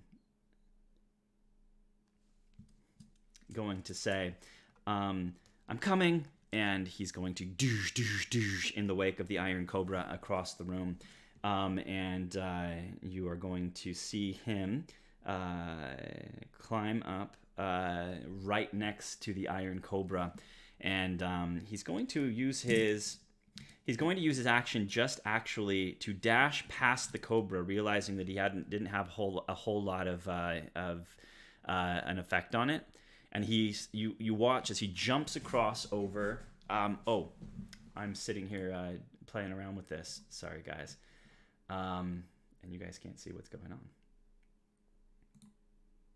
Okay, there we are. My bad. Okay, so the Iron Cobra is up here on the altar, and Icon Mythic is over here, and Adam is going to goosh, goosh, goosh. You see him kind of jump up and climb past, and he plants himself right here in front of you, Wicket, and you see him kind of drop to the ground. And he kind of brings his shields together and jams them down on the ground in front of you, between you and the Cobra. Doing so, we won't say anything besides that. So he slams it down and he turns to you and says to you, "These things will be hard to put down, but we will prevail." and you see a bit of a smile on his kind of energy face, which is flickering with that kind of moonstone colored energy. It's almost like a hologram, kind of a spectral kind of hologram that's on his face at this point in time. And that is going to be his...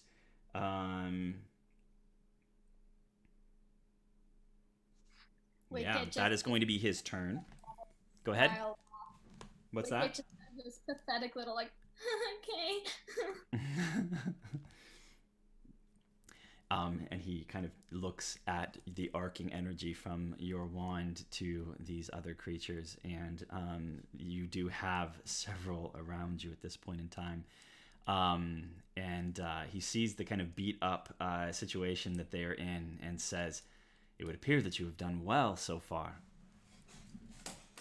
And that is going to then now bring us to the Icon's turn, who at this point in time turns once again, casts a glance at the kind of rift that is beginning to kind of close behind him, and he's going to hiss. And you see him, he looks over, he sees, Wicket, that you are surrounded by these creatures, and you hear him kind of spit out a word in some language that you don't understand. You heard him speak something similar to this earlier, to give commands to these creatures, which is all that he does. And then he is going to, at this point, he's going to move across towards Bitsy, who's nearest to him. No. And you can almost feel him approach you, Bitsy. No. You can Are we still in separate rooms, or did they combine now? Combined. Bitsy came through from the whatever plane she was she flickered into appearance on the material plane here with everybody else. And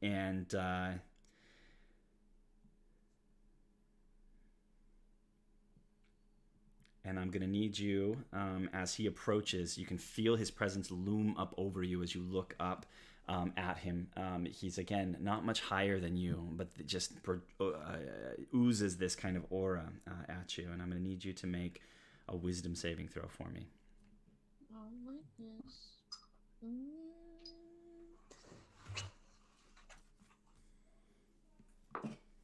I got a natural 20! What? That's epic. It's like, not today. Epic. You don't know the crap I've seen. I'm not feeling this right now. I've had a really bad day. Yeah. As you're sitting there, he pulls up next to you, and you actually see tendrils of this black, kind of inky blackness kind of whip out to your temples, and they latch on to your temples. He kind of hisses at you as this happens. I'm gonna need to borrow you, and you feel this energy attempt to kind of force its way into your mind, and push in, and you feel it kind of trying to break past your mental defenses. As it happens, you kind of look at him, you feel stubbornness, determination well up inside of you, and this sense that your mind is your own, and you push it back, and he staggers backwards, these things breaking away, and he says, "Impossible," and kind of turns and glances back at this thing. He is going to lash out at you with another tendril of inky blackness and just try to slam you with it in a more mundane way. And that is going to be an 11. Does that hit your armor class? No, it doesn't. It does not. He does. You kind of turn to the side as this kind of tendril kind of past you, and you can feel it kind of whoosh past you as you dodge. And he curses and just kind of in place, and that's going to do it for his turn. And he's just going to hang tight where he is for a second. And that's going to bring us to the constructs now that surround Wicket. And they are... My lightning arc is twinned right now, so I have 2 little. So one for each of them that are next to you, right? And remind me how that works. Do you get to activate again on your turn? Yeah, so my turn, I can automatically deal damage if they are still within range. Okay. So here's what we're going to do.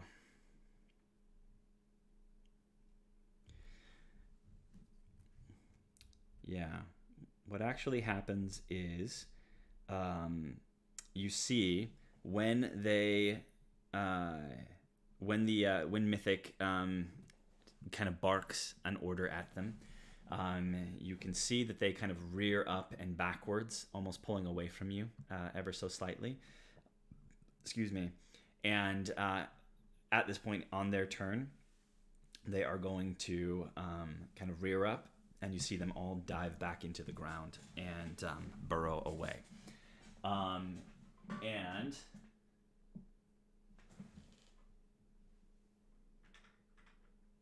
they reappear.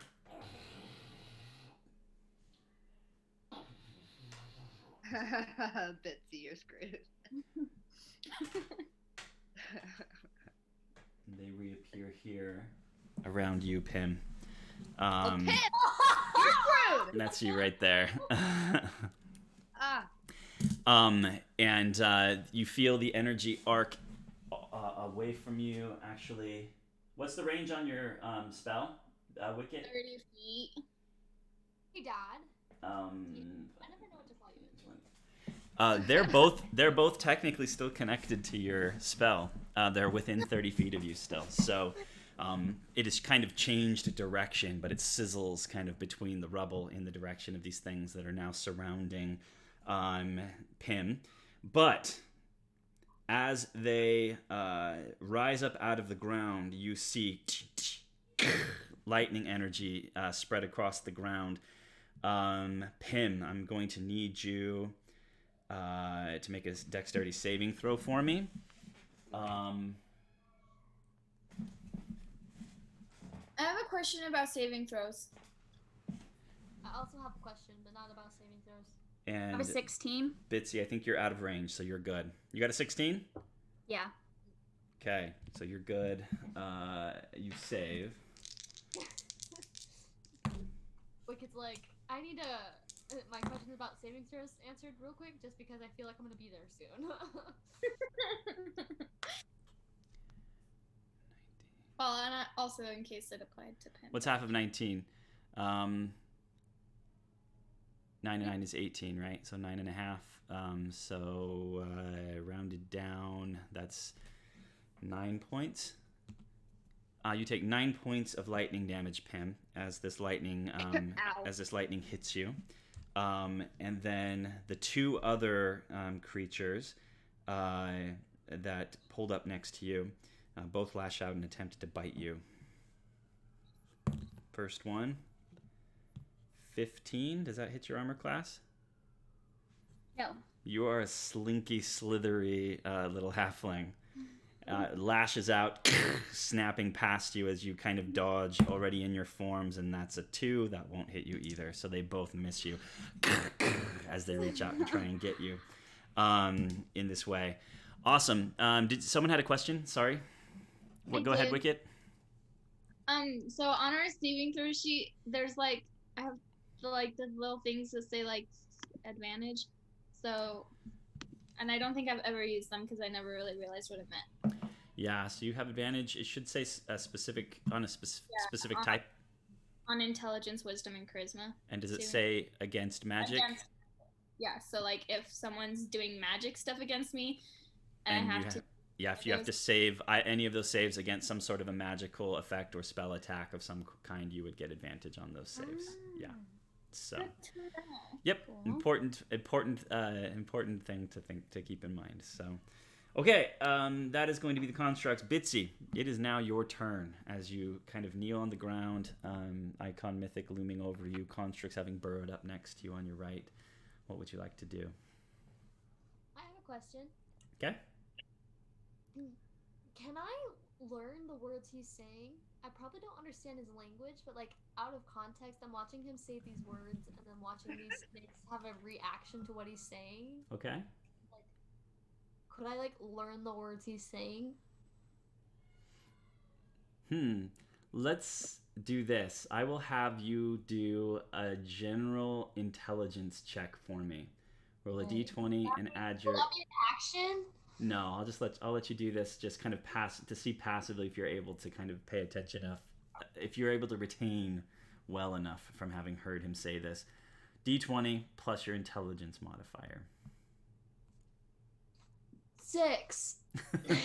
No, I'm afraid that it kind of goes right over you. You're a bit bludgeoned and beat up and necrotically damaged, and aren't able to latch on to the words that he speaks. Okay, and it's my turn anyway, so I guess we'll not resort to knowledge and just resort to physical pain.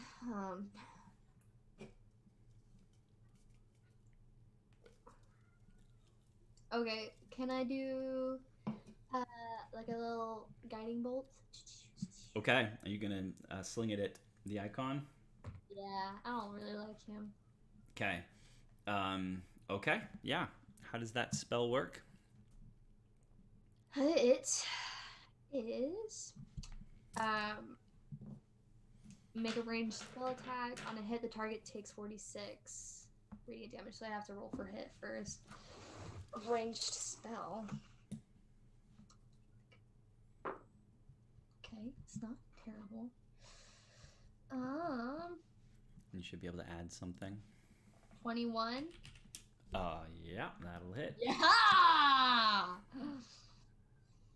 don't know how tough this guy was. Okay, and then on a hit, the target takes 46 radiant damage. And the next attack roll made against this target before the end of your next turn has advantage, thanks to the mystical dim light glittering on the target until then. Right. So it gives anybody attacking him advantage the next time around, right? 4d6, you said? Yeah. Not good, guys. 12 damage. 12 damage. Awesome. As it lashes out. What kind of damage is it? Radiant damage. Okay. You watch as this bolt of energy, this kind of lavender-colored energy, I believe yours was kind of a purplish lavender color, right? Lashes out from you and kind of next to you, and and you can see it slam into him, and you can see the substance of which he seems to be formed almost kind of retreat as this this bright energy hits it, and kind of backwards as this crater almost opens up where it hits. It seems to deal more damage than you thought it was, than you thought it would,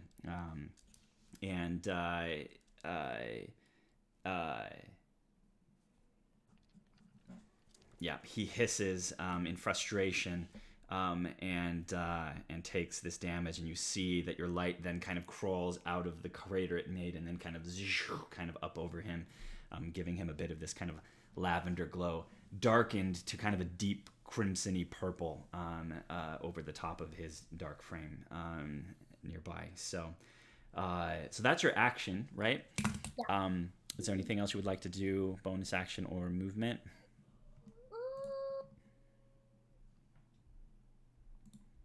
No, I'll hold my ground, I think. Well, I'll look around.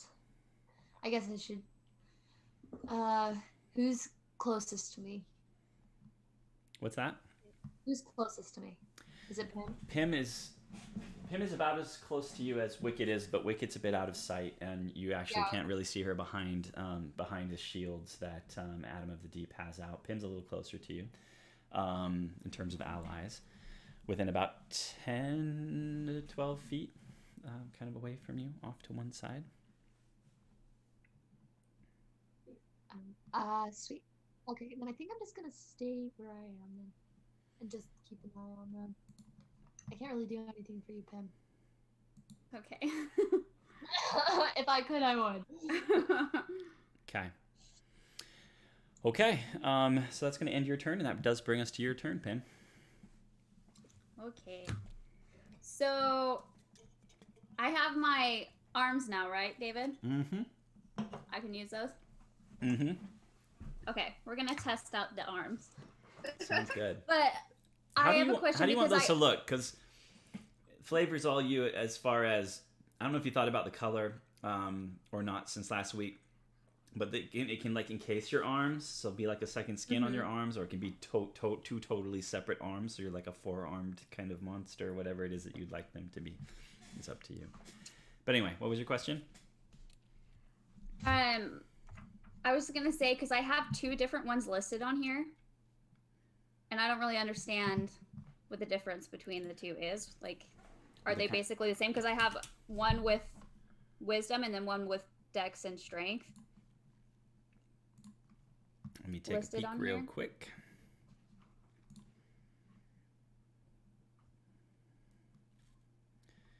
Okay.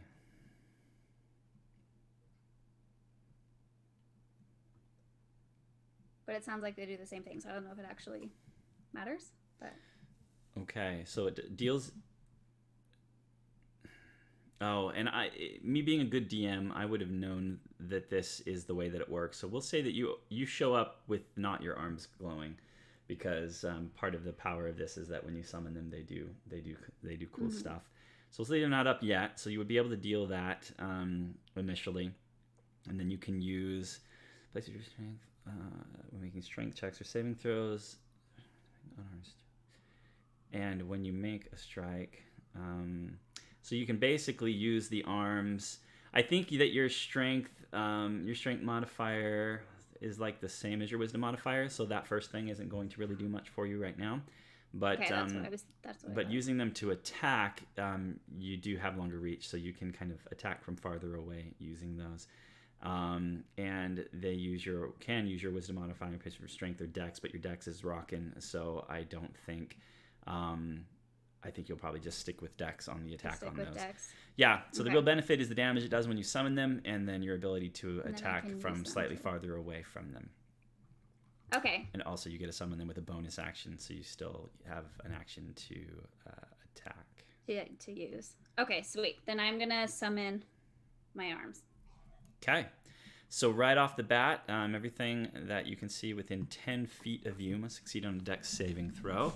5, 10, and Bitsy's just out of that range. So all 3 of these constructs are going to have to succeed on a dex saving throw. Ugh, that's a natural 1. Yes! That is 17, so that one saves. Excuse me. 7, 8, 9, 10. So that one does not save. So 2 of them fail, and 1 of them succeeds. So go ahead and roll your force damage real quick. Force damage. Which is 1d4 plus 5. Force damage, which is different than bludgeoning damage. So that's rocking. 7. 7 points. Yeah. Awesome. So both of these take 7 points of damage.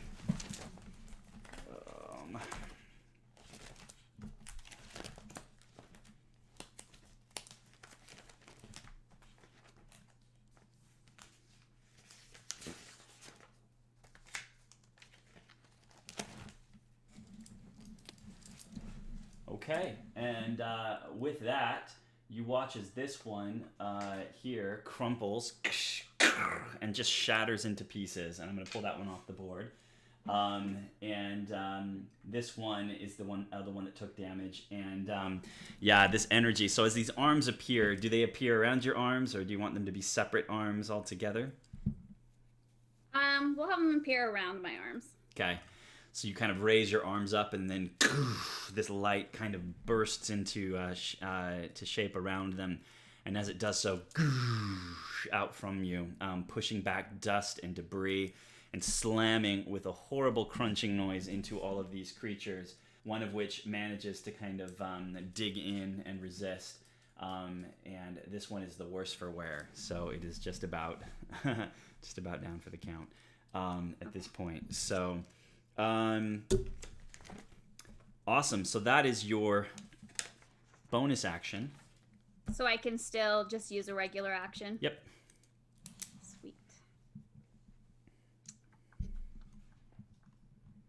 Okay, so then I'm gonna try and hit again the one that's the most damaged, like in front of me. Okay, sounds good. And just gonna kind of hit it normal. Yeah. Okay, with your spear. Yeah. Okay, go for it and roll for attack.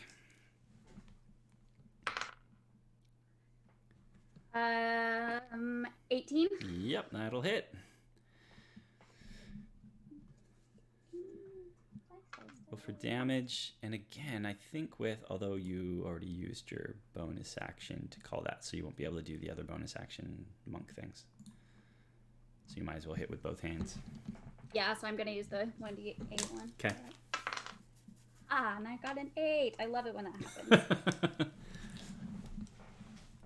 Okay. So 13 altogether. Yeah, massive. Yeah. So, and as you kind of bring it up, it explodes, and then you swing down with your spear and just carve this thing in half. It like through it, and it kind of like for a minute, and then kind of topples into like two pieces, and is out for the count.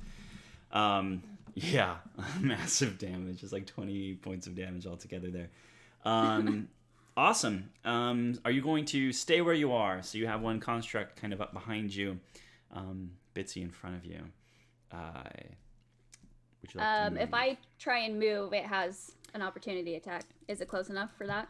Generally speaking, yeah, it's right in melee with you, so it would get an attack of opportunity, and I don't think you have anything that lets you kind of get out I'll of just that. stay where I'm at. You can use key points to do some other things like patient defense. Action as a bonus action on your turn, although you used your bonus action already, so I don't think that would do anything right now. Yep. It's fine. I'll just stay where I'm at. Okay. I'm going to fight now. Wicket. That brings us to you real quick. I don't think you're here, Akerleigh. I'm not. Okay. Also, I realized that I read through it again. By the way, it doesn't matter now, but like the spell that I was doing ends with they're out of my range, or if they are ever out, if they have total cover from me. So by going under, They would have. So it would have snapped off. Good. Way to read the details. And they are both dead now, so it doesn't really matter anymore. So yeah, you find yourself hunkering down behind this construct that is in front of you. You can hear, as you're kind of in there, almost the whirring of kind of gears kind of clicking from inside this creature as it kind of holds this in front of you. And there's a smell, a sort of mineral kind of smell, kind of that comes with him, and it is interesting. It reminds you of tinkering as you kind of hunker behind him. You can hear the cobra hissing above you. Okay. And you are dangerously unhealthy. But like this Adam guy doesn't look like he has any magic stuff that could harm it. As you scan, you can see that his arms are built out. The shield is kind of built around his forearms in a way that he can slam things with the shields or use the shields in order to kind of protect you. Beyond that, you don't see any other weapons upon him, and it would be hard for you to know. Although I suppose I could have you roll another one of those history checks real quick to see if you.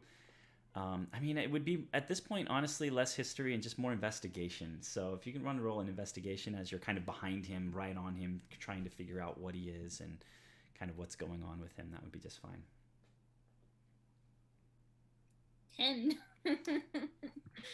So basically all that you sense right now is that that he is a construct like these others. He seems pretty mundane, other than that he seems to be kind of a cool, awesome automaton kind of creature, but it's hard to tell if there's any magic involved other than maybe with his making.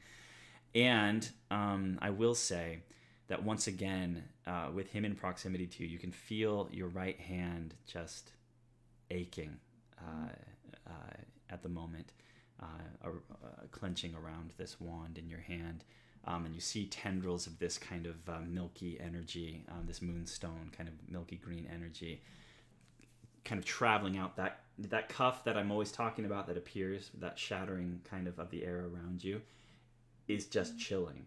Like normally when you cast a spell, it shatters and chills and then goes away. But right now it's just open, and you can see through those cracks again, this kind of moonstone flavored energy kind of seeping out of it and moving towards Adam in front of you.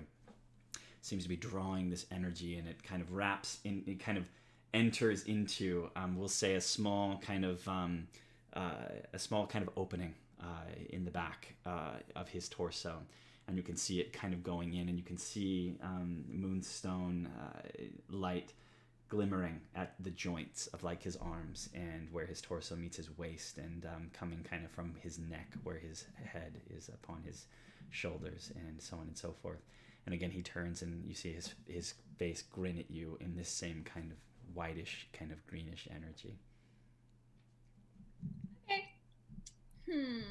Well, if he can't do damage, then I guess I will not take my turn to drink a potion and do damage myself. Okay, I'm going to do Chaos Bolt. Okay. Yeah, I'm gonna do Chaos Bolt. Okay. Okay. I'm gonna try this freaking cobra thing, and yeah. Okay. So how does that spell work? Is it a spell attack or a saving throw? You hurl an undulating orb of mass chaotic energy make a ranged spell attack against the target. Okay. So it looks like it's going to be d20 plus 5. 15. 15?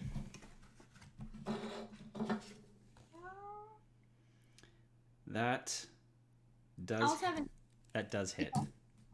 Yeah, it does hit. Okay. 2d8 plus 1d6 damage. Choose one of the d8s. That is a type of damage. Okay, so yeah, you're going to roll the 2d8 plus 1d6, and then choose. Just go ahead and let's just pick now either the first or the second d8 that you roll to be the type of damage that it's going to take. Randomly? Yeah, so the damage type is based on one of the d8s that you roll for the damage. You just got to pick which one of the two d8s is going to count as that damage type. I don't get to choose after I roll? Choose one of the d8s. The number rolled on that die determines the attack's damage type. I think it makes sense because it is... I'll let you roll them and then pick which one you want, because it doesn't specify that it has to be random. You can roll them and then pick between the two options, I suppose. That would be fine. Okay. Well, I got a 5 and an 8. Okay. So like no thunder. Really doesn't matter. Uh-huh. But it'll be, let's do lightning damage. Okay. And then you get to also add a d6 of damage. So, wait, I said 8, and so 5 and 8 plus 6, so I got 19 damage. You actually have to roll the d6. Did you roll the d6? Yeah. Fine. It's okay, I still got a 4. Nice. So that is 17 damage. 17 points of damage. Yeah. And you watch as you raise your wand, which is already kind of charged up with this energy, and you kind of turn. Adam of the Deep looks at you. You are completely obscured right now by these shields that he's holding between you and the cobra. As you look up at him, he looks down at you. He sees you raising your attack arm. He's like 10-4, and he like you hear a kind of as he slides the shields open just enough for you to see the cobra through between them, and you raise your shield up, kind of arm up underneath his arm between the shields, and you shoot off the chaos bolt in that direction. And it strikes true, and you see it kind of and deal damage. And none of this other stuff applies, right? Because you didn't roll the same number on both d8s. Okay. Cool. As it suffers this lightning damage, which courses through it and seems to bother it, you can tell that it did full damage on this thing. There's no missing of it. So Adam of the Deep turns to you, and he's like, "Well done." Thanks. Everyone needs an Adam in their lives. And then he kind of quirks and looks at you again. "Are you feeling okay?" Not really. I could use a break. "One break coming right up." And he kind of shields back again to kind of cover you. Okay, and that will bring us to you guys see a golden flash of light, and the gate reappears, and you kind of hear it slam open as Akerleigh kind of stumbles into the room at this point in time. And I'm going to have you roll initiative for me, and we'll put you in where you roll.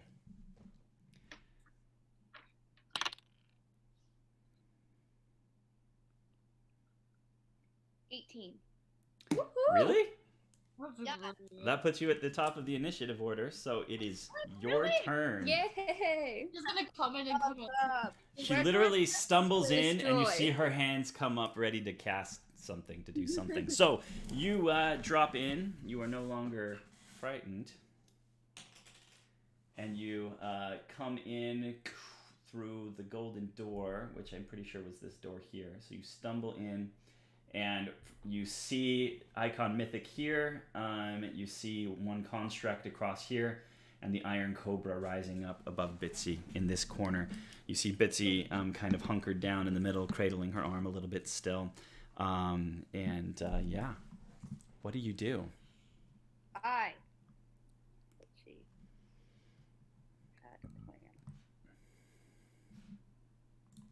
Okay. Going to cast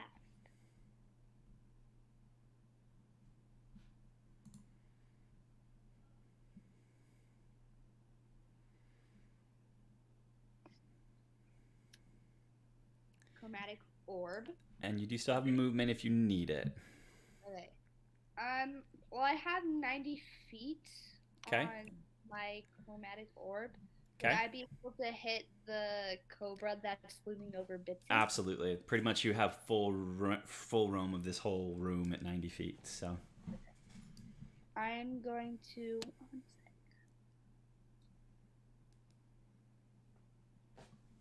One sec. Oh.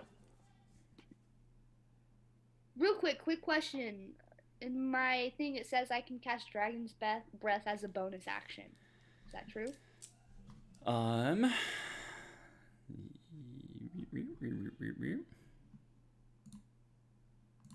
Yep, you sure can. Awesome. Okay. But I don't think you can do two spells in one. I don't think you can do two spells in one round. Okay. I'll have to look up the exact mechanics, but I'm pretty sure if you use your action to cast a spell, you can't also cast a spell with your bonus action. Okay. Unless it's a cantrip, I think, is how it works. But you could do something else, attack in a different way, or...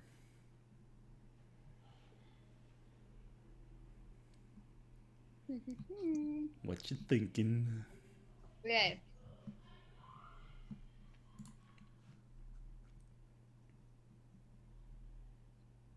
I'm gonna cast Chromatic Orb at the one looming over Bitsy. Okay. Pull out the diamond and put it in between my palms, and a ball of lightning energy is locked and ready to go. Lightning energy it is. And you cast it, so it's a spell attack. Go ahead and roll for the attack. Okay.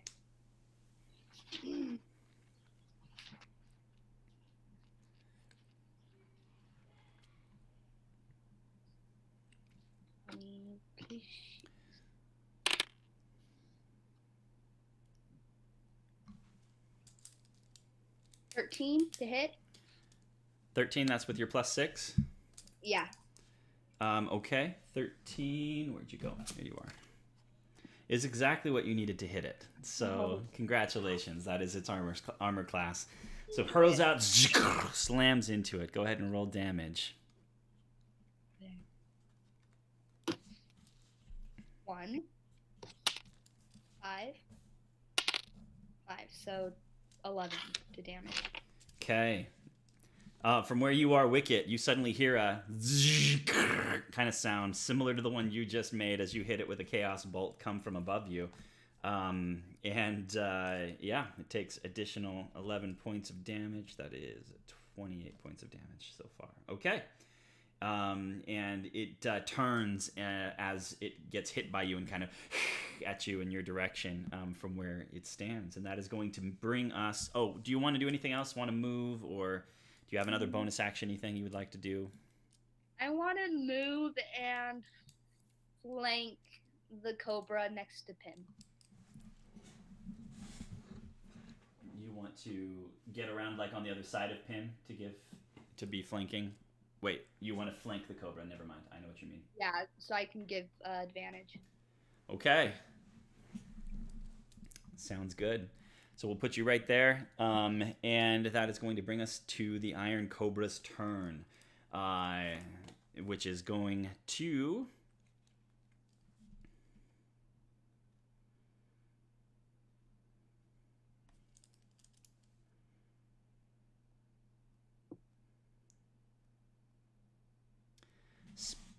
slither off here, and it's going to fast as thought. It's going to slither around behind the shields where it knows you are, because it saw you peek out with your wand a moment before, and it is going to attempt to bite you as it lashes out at you.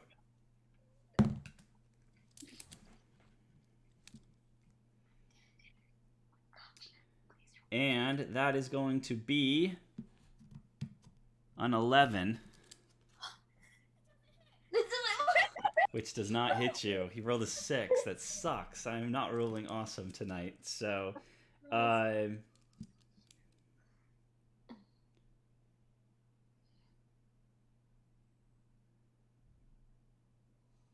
right. And it doesn't matter anyways, because as the cobra spins around and it rears up just as fast, the Adam of the deep, you see him kind of be like, oh, huh, and kind of around, and you hear the fangs clang off of the outside of his shields. He has a reaction where he is allowed to add +5 to your AC as a reaction when something tries to attack you. So you technically had like a whatever. Yours is +5, so almost 20 or whatever that is. So I got you, girl, he says to you from up above you. Are you done with your break yet? He says. And it is then going to be his turn. And he says to you at this point, my attacks seem to be having little effect. And he is going to...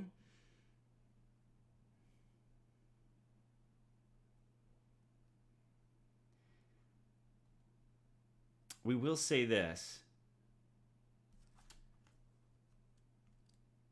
Okay, now that I am learning this better, he's still going to kind of stand up, but we'll give it a go. And he slams at this creature one more time, which he gets a 13 exactly, which is what he needed. Slams into it, and while he doesn't do any damage to it per se, you do see that it is thrown backwards several feet and lands on its back in kind of an awkward way. So it's kind of back on its back and would have to kind of slither around to kind of get back up where it needs to be. It's been knocked prone in the way that a cobra can be, unless it is immune to prone, which it does not say that it is. So we're good to go. On the ground. So he didn't do any damage, but was able to kind of move it back, and then he kind of goes back to putting himself between you and the danger at this point. And that is going to bring us to Icon Mythic's turn, who is still hovering above you, and is going to... He is going to reach back out at you again, Bitsy, where you are. I'm afraid I must insist. No. And he reaches back out. Those tendrils reach out and kind of grab you again. And I need you to make another wisdom saving throw. Oh, no.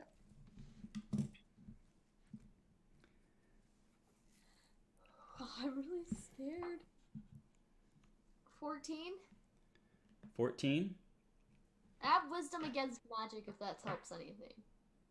Advantage, you mean? Yeah, on You have wisdom. advantage on saving throws against magical attacks? Yeah.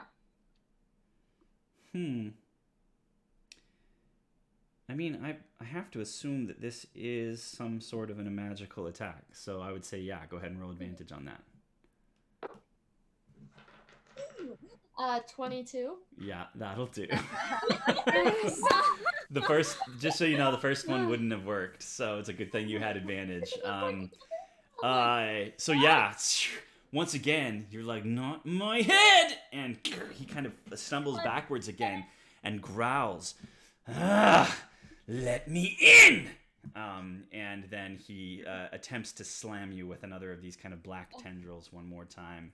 Oh my gosh, he needs to learn to take rejection. That is going to be a 19 to hit. Yeah, I don't even need to check it. That hits. Yeah, that hits. And as it slams into you... Oh, I am missing what I need. I'm really nervous. This could take me out. There you are. You're fine. I'll be fine. I'll be fine. I'm gonna be fine. It's gonna be fine. We'll be fine.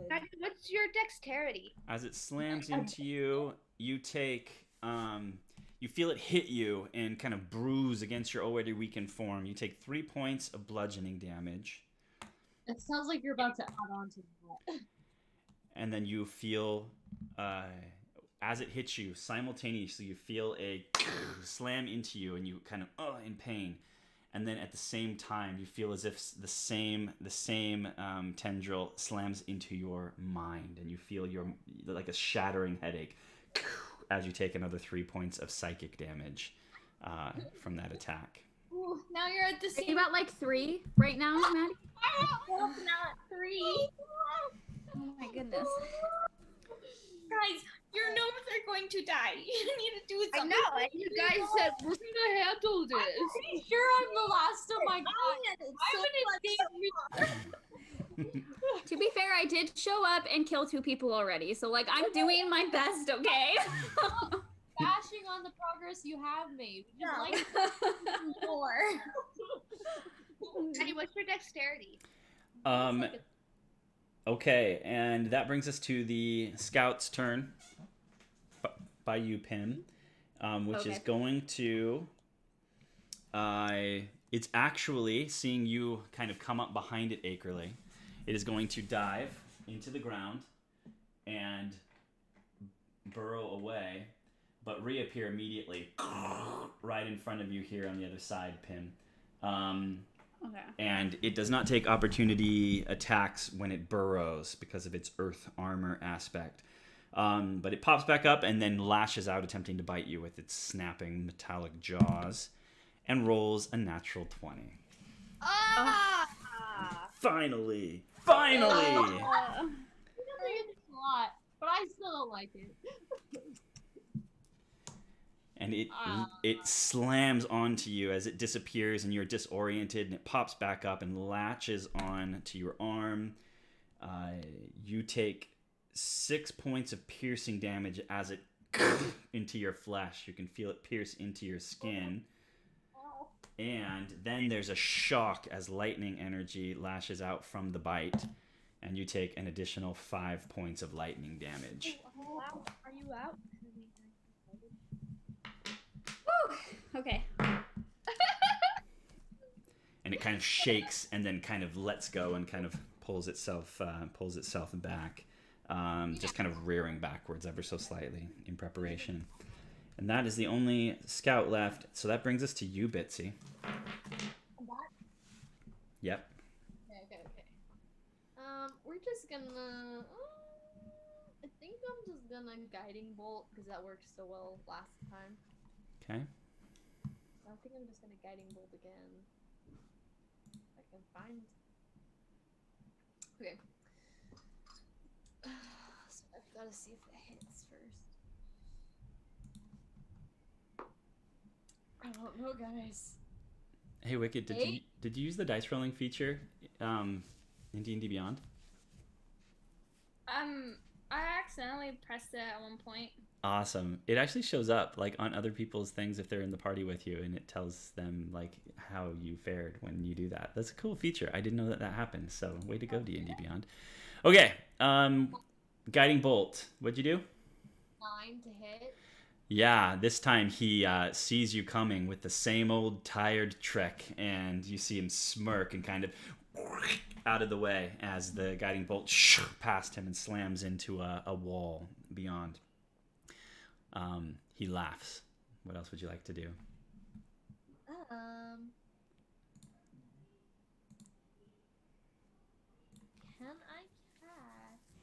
Can I cast another spell as a bonus action? What is guiding bolt? Is it a first level spell? Yeah, I mean, based on the same logic I just used a second ago, you would not be able to cast 2 leveled spells in one round. So, but I will say, like, if you have a healing potion, that would be like a bonus action to kind of whip out.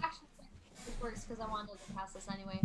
Sorry, guys. One I want to cast as a bonus action in the section. Right, which is you're talking about the spell that's a bonus action spell? Yeah. Like when you go down to bonus actions, it's listed under bonus. It is, but because it's a second level spell and you already cast a first level spell this round, you wouldn't be able to cast that this round. Why? You can only cast 1 spell per round. You can't fire off 2 full spells in a round unless the second one is a cantrip. Well, I can only use it as a bonus action if I use like weapons. Exactly. Like... So if you're planning on using that as a bonus action, you would have to do something not a spell for your action. Makes sense. Then I'll be done. Then you'll be what? I think I'll be done. Do you have healing potions on you? Oh, we did get some. Have you used yours yet? We all do. I have. I'm trying to recall. Someone's gonna get us on that. I can't remember in like last section if you used it in the last fight that you were in, or. I think it was only me and maybe Akerleigh who used ours. Like used one of ours because we were hurt, but I don't think the healing potions we have. I don't think that Bitsy used one. Okay, so you probably still have one, and let me see if it specifies whether it's an action or a bonus action, so we can be true to the rules. Hold on one second. I have it in my equipment, but I don't know if I put it in my equipment, being the unorganized player that I am. You're allowed to. As a standard action, you're allowed to use an object, and I'm pretty sure a healing potion is an object. Yeah, It's a bonus action. So. I might have to go outside of the. It doesn't really say here. You know what? I'm just gonna go ahead and say that we'll just set the precedent in ours that taking a potion of healing is a bonus action. Feeding a potion of healing to someone else would be a full action, is what I'm gonna say as our rules moving forward. So, like if somebody's down and you want to put a potion of healing into them to kind of pick them up and feed them a potion. That would be a full action, but if you take it yourself, it's a bonus action. I think I've seen it done that way before. So. Quick question: Yep. Are we allowed to communicate with each other even if it's not our turn?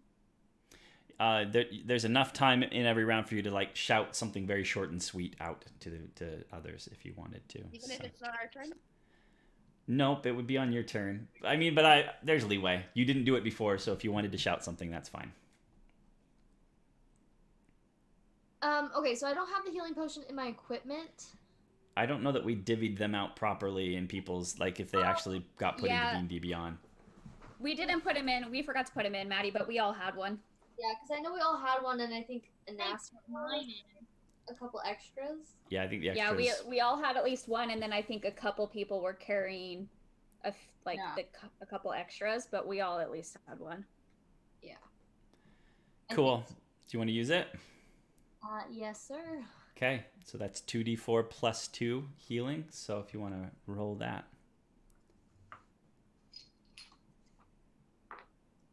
4. 1 plus 2. what? So 7. No, 7. 7 points. Woo! Put you back up to a third. I'm Okay. still alive. And you're going to stay put? Yeah. We're gonna finish this match. Okay. Sounds good. Pim, that brings us to you. Okay, so I'm gonna go at the one that's still near me, Okay. and just try and hit it with my spear. Okay.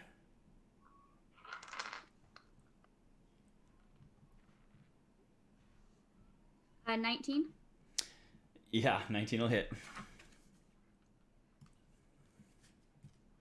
Keep setting my dice down in inconvenient spots. Okay. 13. Points of damage.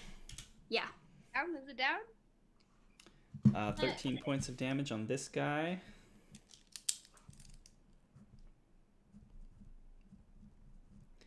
Okay, you slam into this thing and you get your spear wedged in there. You actually pop off several of its metallic plates, and can see clockwork kind of workings underneath with kind of oily substance on the inside of these things, kind of moving through it. But it hisses and clacks and moves back a little bit, but it is still standing. So Okay. not quite there. Can I use my arms to do an unarmed strike bonus action? Yes, ma'am. Let's see. It is to do a strike.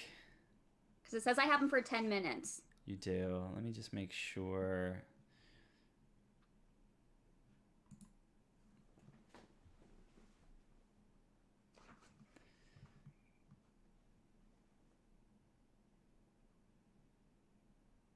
I mean, an unarmed strike is generally a bonus action, right? Yeah, it's one of my bonus actions. Right. So, yeah, I don't see why not. Okay, and would I just use... I think The that's unarmed it's pretty strike? much. It doesn't really matter whether it's the wisdom or the dex strength one; they're all the same for you. So. Okay. Sweet. Okay.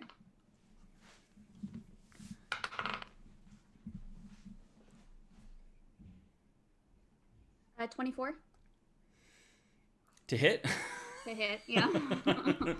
Yeah, that hits as you kind of, and it's like, and then like lashing out from your arm, kind of, the arm extends outwards from the end of your fist and slams into this thing squarely in its jaw, dealing. Dealing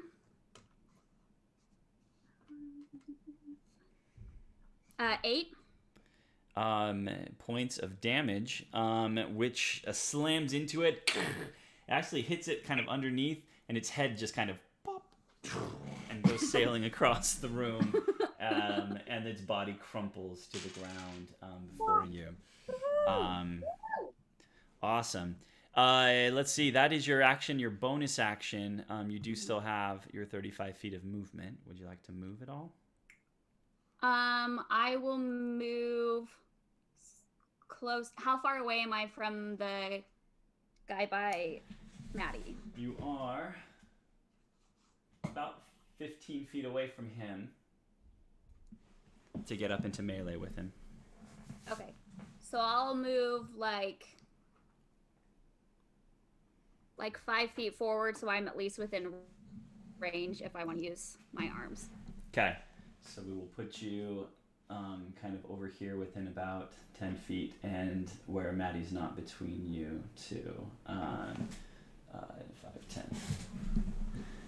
Okay. That'll do it. That'll do it. Okay, so that brings us back around to your turn, Wicket. Wait. What about this? Oh yeah, okay, Betsy went first and then never mind. Okay, I'm gonna just try and do Chaos Bolt again. Okay. Sounds good. And you're marking off your slots? Yeah. Okay. I got one more slot. So hopefully it does it. Okay. That was so close. Oh my gosh. I for a second thought it was gonna be a natural 1, and then it just barely slid to a 19 instead. Wow. That's a big difference. So I was about to cry, but it's fine. Yep, that's definitely going to hit. So go ahead and roll your 2d8 plus 1d6.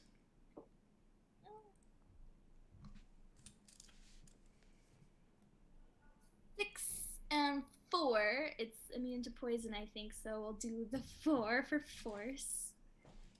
And then Okay. 12 damage.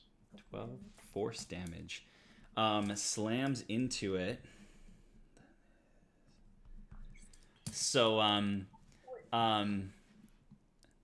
yeah, Adam sees you raise your wand back up again and says, "Time for round 2," and slides the thing open again as you lash out with your wand in that direction. Chaos Bolt energy slams.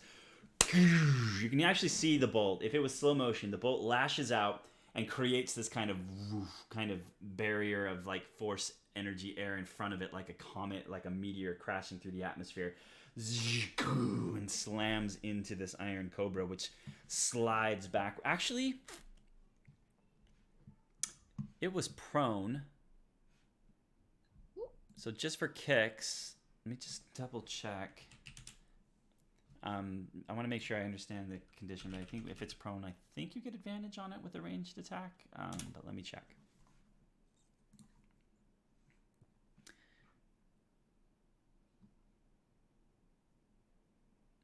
An attack roll against a creature has advantage if the attacker is within 5 feet of the creature. Otherwise, the attack roll has disadvantage. So because it's prone, it's harder to hit. I'm going to say that because he knocked it back a little bit, that doesn't count. So, but because of the nature of a snake, just it being on its back doesn't really change its profile. I'm not going to make you have disadvantage on the attack. So, slams into the creature, deals a significant amount of damage. You see it kind of be pulverized. One of its hoods, it slams into the hood, and one side of its hood just kind of goes flying offwards, kind of back behind it as this slams into it, and it looks pretty darn beat up at this point in time, but it is still standing ever so slightly. 40 points of damage. Yep. Dang. And yeah, tough. and Adam kind of like, that was a good one. He says. Why is it still alive though? Yeah, he'll be alive until he's dead, Adam says.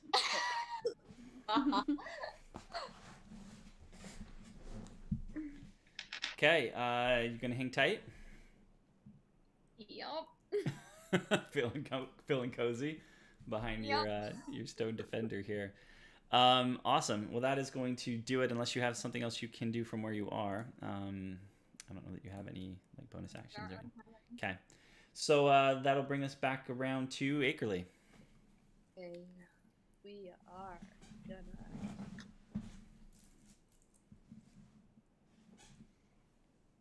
So yeah, so you're here, Bitsy here, about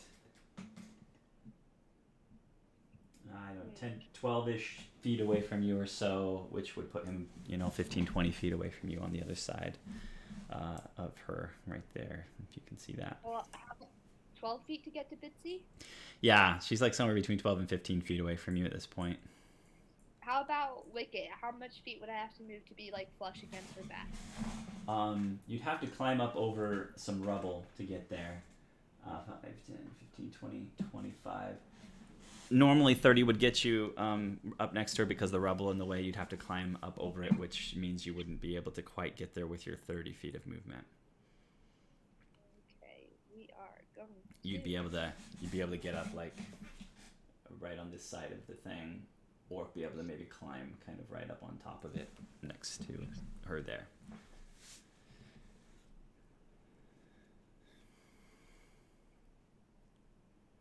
We're gonna get up close, right behind Bitsy. Okay. And then I'm going to. Okay. Pull out a hot pepper. okay. Split it in half, and like grab Bitsy's shoulder so I don't startle her too hard, and then press it against her back as I speak. What? I speak Draconic and cast Dragon's Breath. Okay.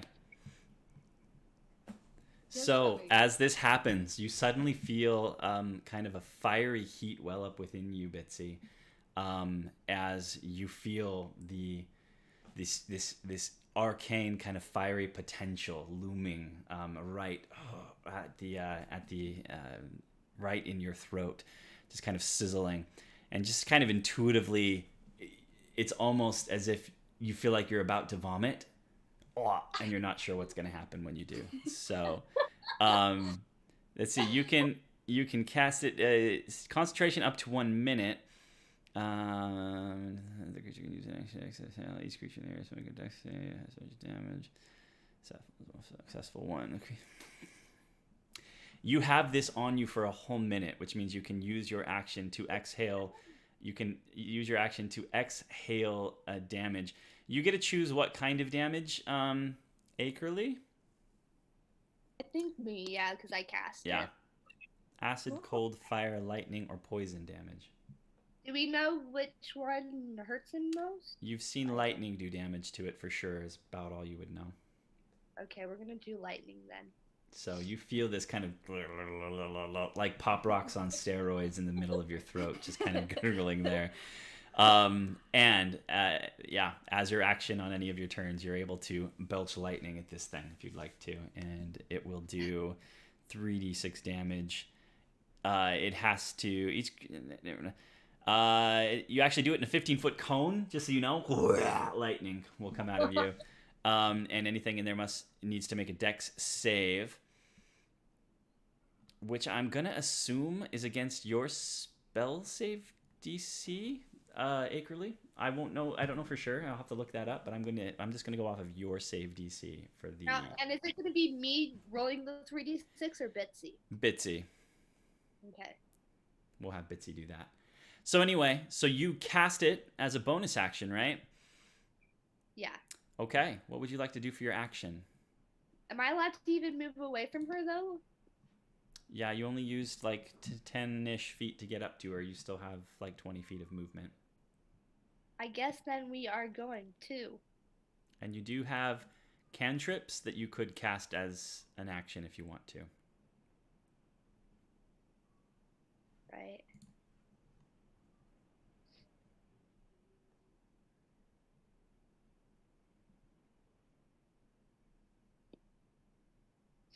Okay, I'm gonna then step away from Bitsy. Okay, which direction? I'm gonna get within. Oh wait, that would put me in the 15 cone radius if. Well, you're behind me, no? Right, but I have to get up close to this guy to use this cantrip. How close? 5 feet. Well, technically. Right. How much movement do I have left? Like 20 Don't you feet. still have like 20? You have like 20 feet. And I can move after I get in?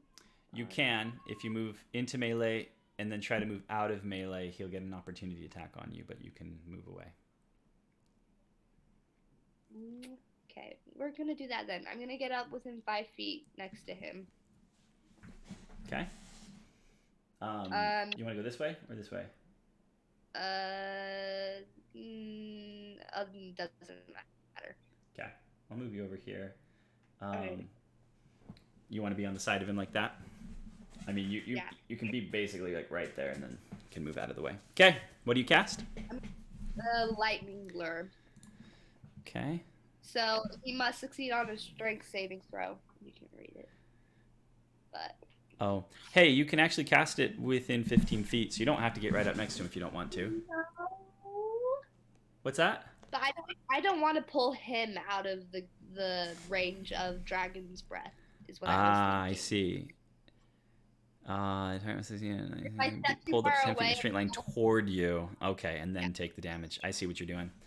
Okay, sounds good. So yeah, so it's going to succeed on a strength saving throw. Rolls a natural 20. Strength saving throw. Be pulled 10 feet and then take damage. And it doesn't say it takes half damage, so it resists. So you lash out with lightning, slinks off of him. What's that? Can I punch him at least? Punish? Punch. Punch? That would take an action, which you just used to cast the cantrip. So, nope, that's going to be it. Would you like to move away from him now? Yes. I'm Okay. going to try to step back. Step back. Yeah. He's going to lash out at you with an attack of opportunity. You see him as he dodges your lightning look at you and say,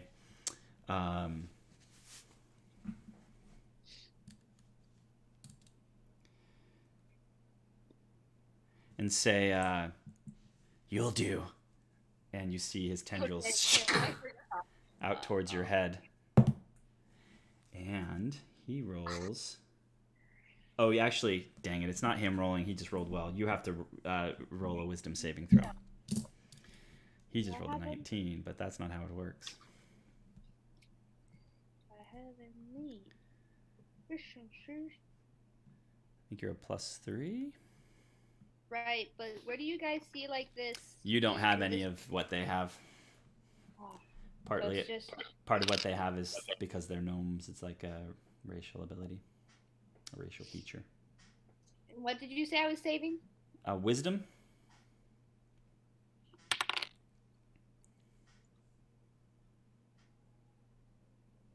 18. Awesome. You managed to slide back and kind of yank free of these. Ah, curse you all, he says as he fails once again to land this. But you see a black tendril lash out as he tries to hit you with 15 to hit. You're squishy. Yeah. That definitely hits you. You're squishy. I got more hit points because we leveled up. You did get some extras.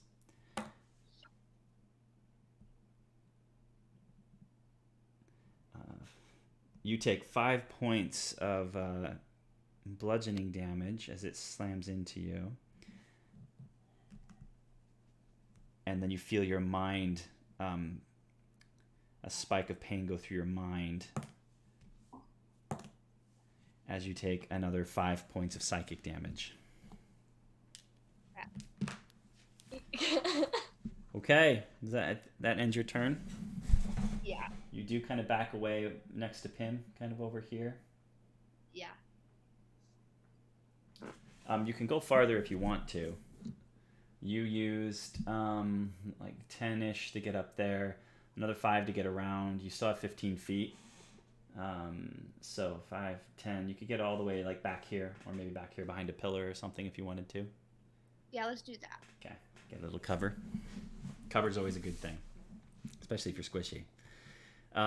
Okay, that's going to end your turn. That is going to bring us back to the Iron Cobra, which is going to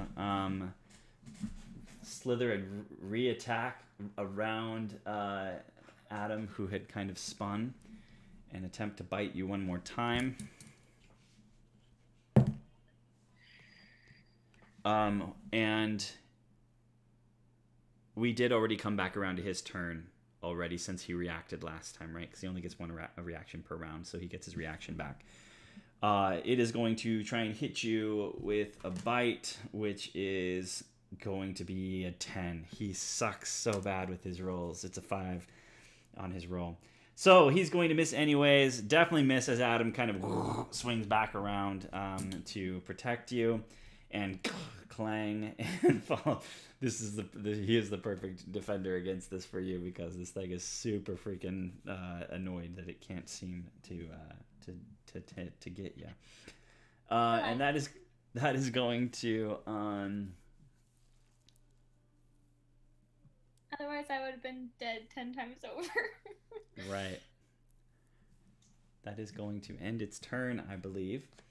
Yeah, I can't really do much else. Adam, at this point, seeing that really what he can do is not really much help at all. It's doing no damage, and even it being prone doesn't seem to help you very much.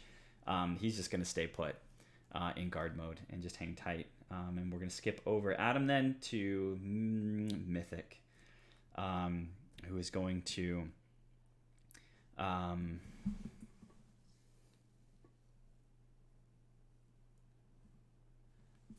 grunt one more time. He's going to look over his shoulder, and as these rounds have happened, these 6-second rounds of combat, this kind of thing has been slithering kind of shut. This rip in the air has been slithering shut behind him. He grunts again, looks towards you, Bitsy, and he lashes out one more time in your direction.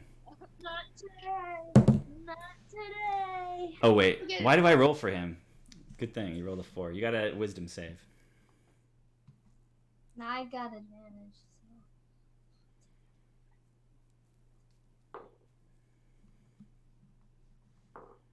So. I got a 19, so it's plus 3, so that'll be a 22. Yep. Well, that doesn't do I'm actually anything. going to feel bad for you, Dad. That's okay. I'm sorry. It's okay. Dad wants us to succeed. He wants us to flourish. Does he? Yeah. In My D&D, dad does, but I'm not the GM. D&D, we aren't his children. His croonies are.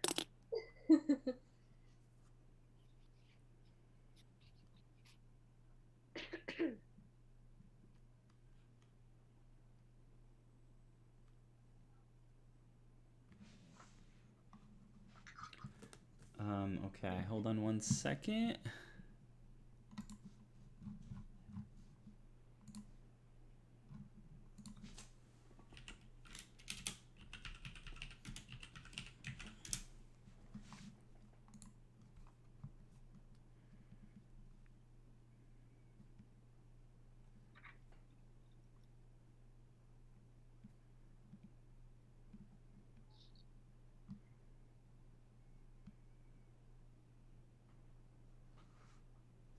It's been raining really hard the past. I know, I was about to say, can you hear the rain?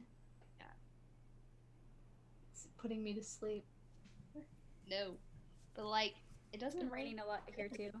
Yeah, it only rains in the night here, never in the day. Listen to you. Okay. Hold on one second.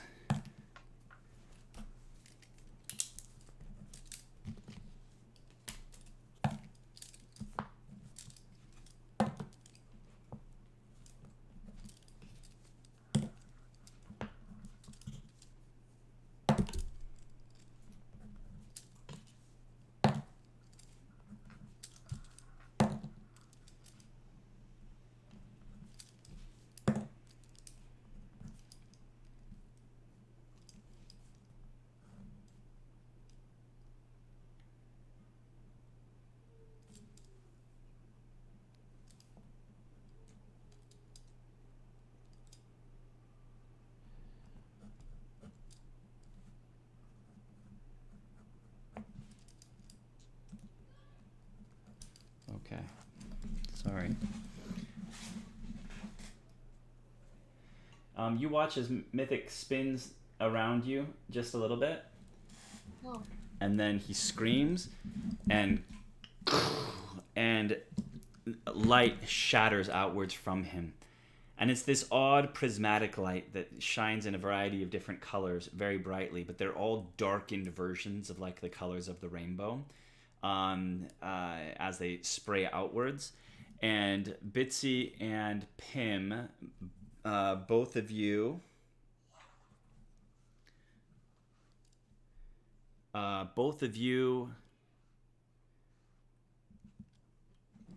with that many, with where your hit points are suddenly blinded by this light. Which puts the effect blinded on you. You can't see. You automatically fail any ability check that requires sight, and any attack rolls against you have advantage, and your attack rolls against other things have disadvantage. And this is going to last until the end of his next turn. So, so you two are blinded. So remember that. And that brings us out of his turn. The constructs are toast. That brings us to your turn, Bitsy. Really? Yeah. You are blinded and dazzled where you are, struggling to see. Is he out of her range? He's standing right next to her. Taunting me.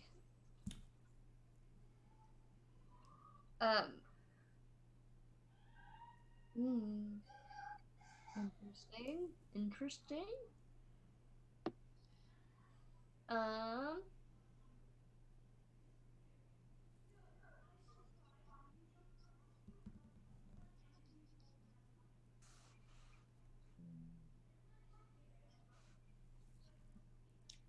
She can still do the dragon's breath, right? How close is Pim to me? She can. She's just going to have to do it at disadvantage. Although, Dragon's Breath... Oh, I still have that! You do. I forgot about that. I feel like I'm about to vomit lightning. There's nowhere you can place the disadvantage on that. You don't think so? What if I roll like a 19 and an 18? Oh wait, unless you do disadvantage. Let's see. He's got to make a dex saving throw, so it's actually not an advantage or disadvantage thing.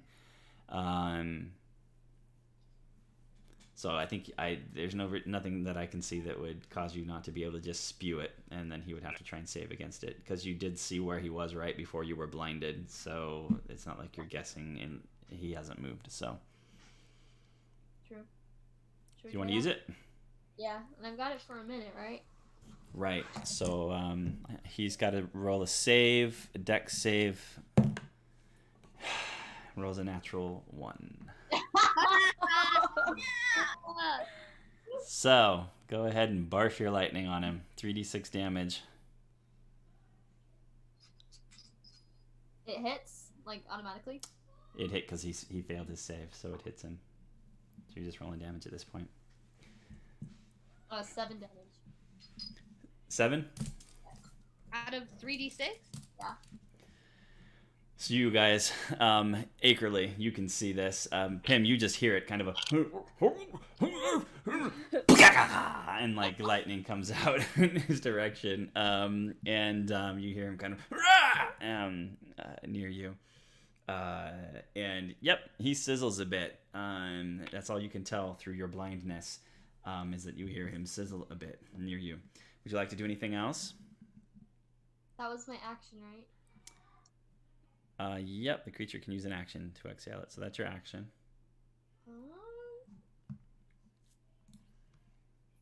And that means I can't use my spell as a bonus action. No, technically that wasn't you casting the spell, I don't think. Even though because it technically is just like an effect of her spell on you, I suppose that would not count as a spell for you.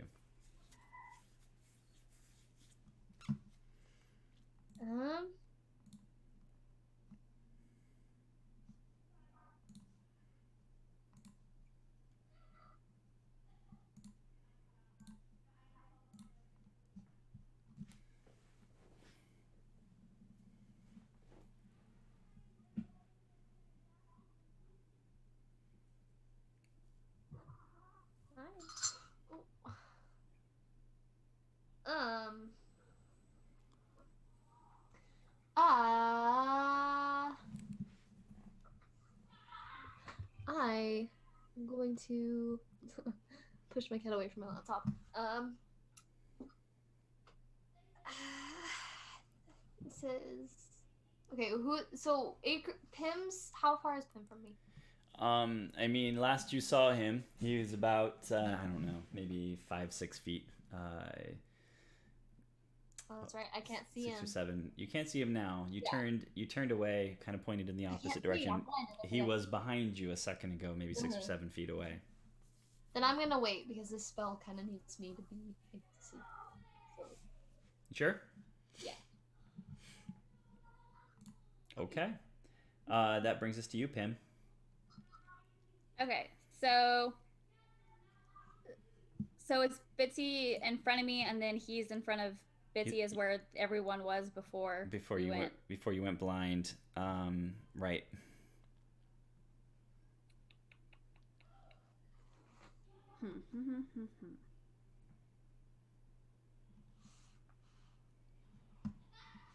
Because Bitsy's in front of him, so if I tried to hit She's from where I'm standing, between you and him, right? she's between. Okay. Then I'm.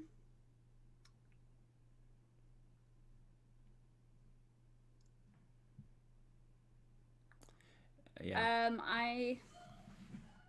I'm going to You can move to the side. Okay. And then I'm gonna try and hit him. Okay. Like from range. So how close do you want to be to Yeah. him? Like move off to the side this way? Yeah. Mm-hmm. Okay. So just around. You're about the same distance from him. You're within about 10 feet of him or so. Okay. And then what are you gonna try and hit him with?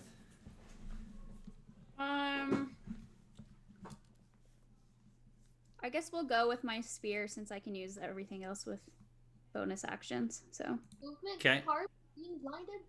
And your spear has a 20-foot range. It does. If thrown, it's a 20-foot range. Let me pull it up.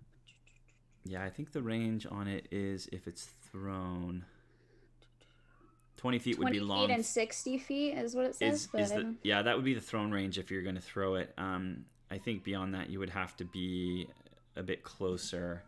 It definitely would not be able to reach something 20 feet away with the spear. It's not that long, especially for a halfling. So I think if you're going to use the spear, you'd probably want to get up on him. Yeah. Okay, we'll do that. So we'll say that you moved around to where you kind of saw him last, but you are going to have disadvantage on your attack rolls. So roll twice. Yeah. Take the worst. Wait, isn't he blinded? Yeah. So he's kind of swinging on a prayer, rolling at disadvantage.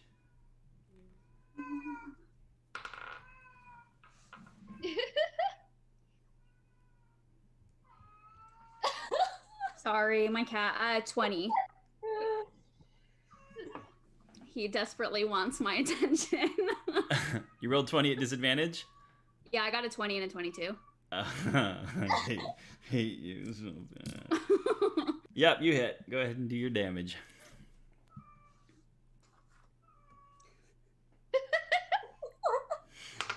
He's so cute. Your cat's taking psychic damage right now. 11. 11 points of damage. Yeah. Lash out. You feel the spear connect. You feel the tension as the blade passes through, and you hear a grunt of pain from this creature at this point. And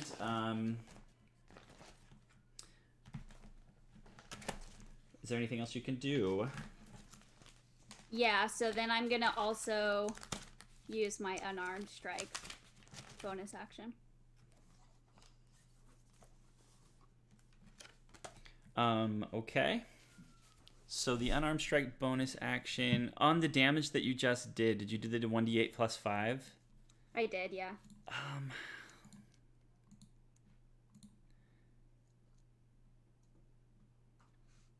When you use the attack action with an unarmed strike or a monk weapon, it does not specify. I gotta get better at this stuff. It doesn't specify that it had to be a single attack. Because you're a monk, you just get the extra attack. So, okay, unarmed strike it is. And are you doing And with the unarmed strike, I still do disadvantage, right? I do it twice. Yeah, you'll definitely be at disadvantage still, and the unarmed strike with the only benefit to doing it with the astral arms is that it gives you reach, but you're right up on him, so it really doesn't matter which way you go. It doesn't matter too much. Right. Does it cost key every time you use the arms? It says I have them Just to for summon 10 it. minutes. Okay, so it's just a key point to summon. Yeah, so it's just to summon it, and then I have Okay. them until they wear off for about 10 minutes. Cuckoo.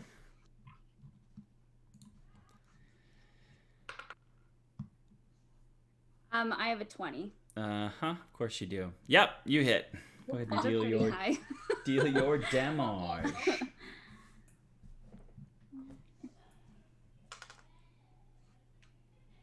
An 8.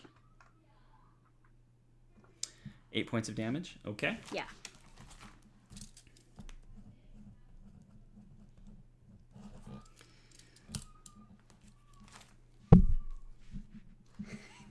I'm sorry.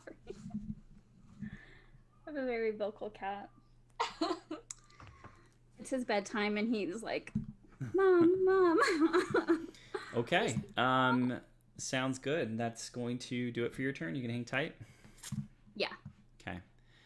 Okay. So that brings us back to Wicket. Okay.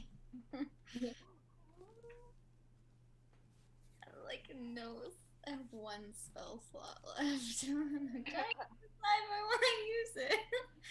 Or if I should just... Okay, wait. So, when I did my little history lore thing check, I know it's probably... It can't do... It's like immune against bludgeoning, piercing, slashing, and poison, right? Uh-huh. That's what I found out. So, like, all other things should do damage.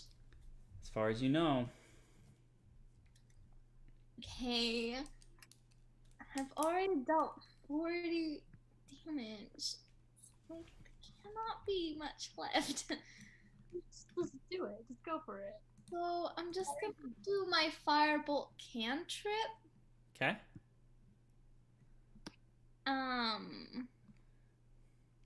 Make a ranged spell attack. On a hit, target takes 1d10 fire damage. Okay.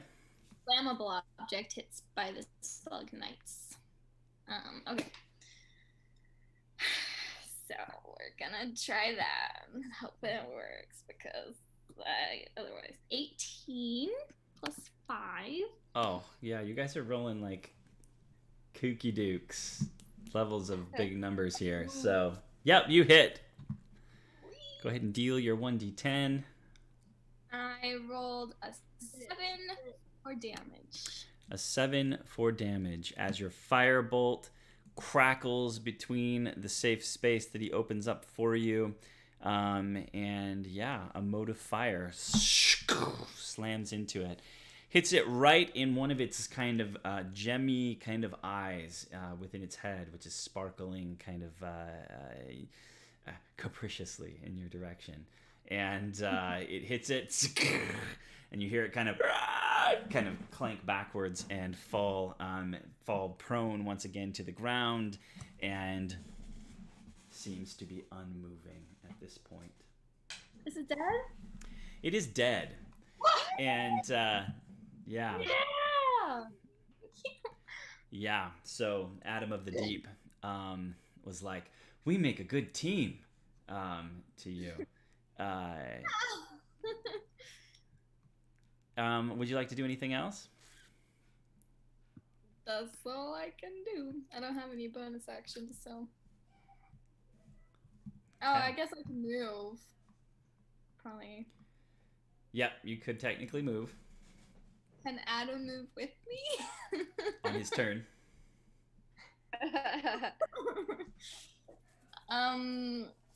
Okay. How far is the guy from me?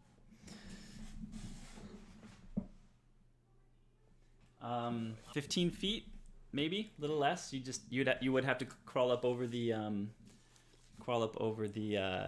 altar, and so that's going to, I think, probably cut your speed in half. So you'd have maybe just enough speed speed to crawl up over the rubble and get next to him if you wanted to.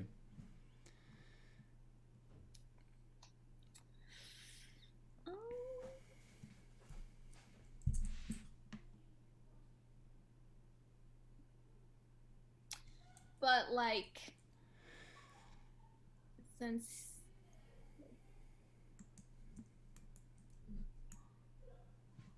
so as long as my spells are still like within the range, I don't have to like be past that altar thing, right? Like I could cast a spell from where I'm at. Right, yeah. And the altar again is it comes up to like here on you. So you could kind of pop up and like throw something over the top of it if you wanted to. Okay, then I'll just stay where I am. Okay. Okay, so you stay put. Okay, Akerleigh, that brings us back around to your turn. At this point, I'm just gonna cast Chromatic Orb at this dude. So.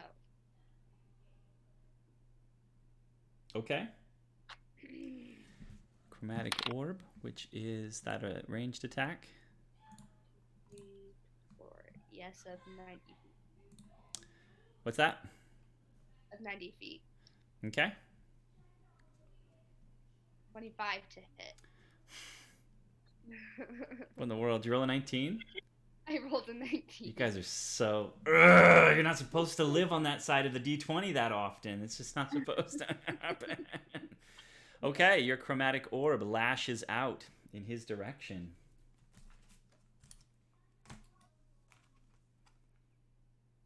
Go ahead and roll your damage. And I cast it as a second level, so I get an extra D8. So it's a 48. Okay, sounds good. 6, 7, 8, 16, 18, 21. Points of damage? Yeah. Okay, as you cast out, and you were not blinded, so there's no reason why you would have disadvantage on that at all. As you fling it in his direction, I will say, before we do that, you're going to have to move if you want a clear line of sight. Right now, both Bitsy and Wicked are between you and him. Okay. So yeah, you being back here, can you see that red dot? Yeah, I'm gonna move then to the. You'd have to opposite get wall. like over here to get a line on him, or like run across over here to get a line on him. Well, if I move just straight to the opposite wall, can I see him at an angle? To the opposite wall, like over here? No, the other way, sideways. Like to the This way? No, the other way. Over here. Up more, just straight across the pillars through the back. Right here? See, you gotta tell me I'm not being clear. I don't know where your hand is, so straight towards you, Dad. Towards your chest. Pull it towards your chest. My hand's right So, here. like, Can you see it? Back Can you away from the pillars where those back doors are, David. I think that's what she's saying. Yeah, like that vertical way. Those behind her. Back here? Yeah. No, Side a little more. towards that, like, here, yeah, that way. Yeah. That's what I'm saying. You what I'm saying is you'd have to get kind of up over like here-ish. So like 5, 10, 15, 20, you'd have to get to pretty much right here before you are not running into Bitsy to try and cast something at him. Fine. So that's why I was pointing over here. That's what I thought you meant. So, right there? Yeah. And it's 5, 10, 15, 20, 25. You can basically get right up against the wall to be like max distance from him if you want to. Okay. Okay, and then you cast that, you deal your 20-something damage, and you watch as what kind of damage was it? Lightning. Lightning sizzles into him. You see kind of parts of him kind of off. And as you do, as the kind of the blackness kind of sloughs off of him where this hits, kind of sizzles and pulls away, for just a moment, you see beneath the blackness a very real kind of gnomish face kind of appear. And you see kind of dark brown eyes and a reddish hair kind of peek out in startlement before the blackness kind of slithers back across over the top of this creature. As it kind of turns in your direction. stumbles backwards. He is still up and going, but things seem to be changing at this point in time. And that brings us... would you like to do anything else?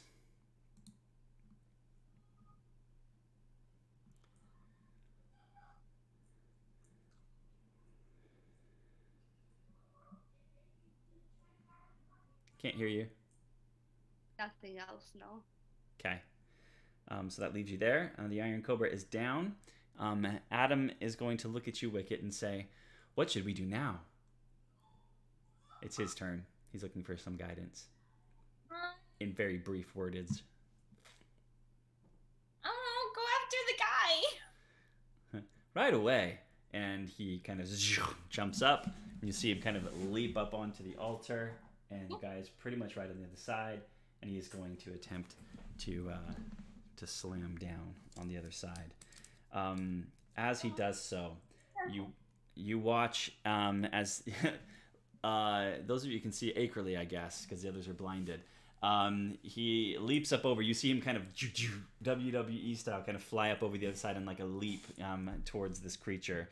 And as you do so, you see Icon Mythic kind of turn and notice him, and he barks out a word.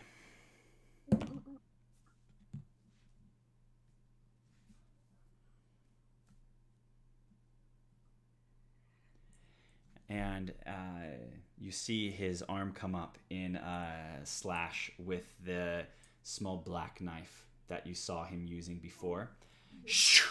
And as he does so, another small tear opens inside of the in the air between him and where Adam is falling. And as he does so, you watch as Adam and vanishes from view in front of him. And that is going to bring us to Mythic's turn, who is going to kind of look at all of you, and he is going to just kind of growl and then scream and kind of, and you see this blackness kind of like out from him. And I'm going to need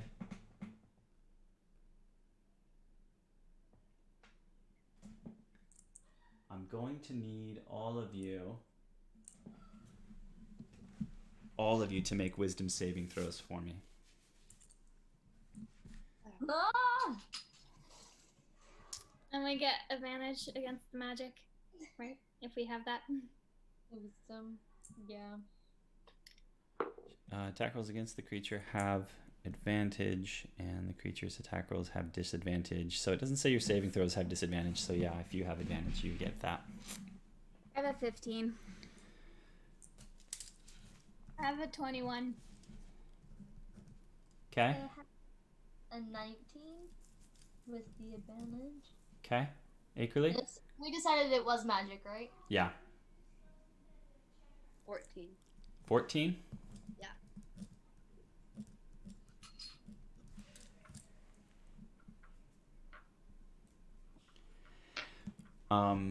Okay. So, for the majority of you, you all manage to shrug off as these black tendrils kind of reach and lash out to try and grab at your minds one more time. All except for you, Akerleigh.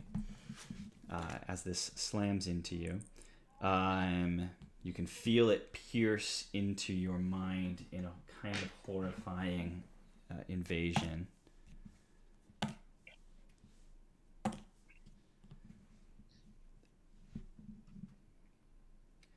As you take 9 points of psychic damage. I think that does me in. That does me in. That does you in. Mm-hmm. No, now like you have I to. am dead. And You're you not dead. and you fall to the floor. On How the did ground. I not outlast the people who had like 3 hit points and 9 hit points? Because they had all the right advantages to save against everything he was trying to do to them. But yeah, so you fall. You guys, you watch. Those of you that can see, I guess that's just you, Wicket, as Akerleigh falls to the ground and goes still on the floor. And you see, you hear as Adam laughs, ha! And you see as a portion of the blackness around him seems to multiply and then spread and then separate and step away from him. And then it goes and it peels away. And as it does so, you see a black doppelganger of Akerleigh appear in front of him, standing between you all and him. And the Akerleigh smiles, kind of a wicked grin, and peers at you. And that.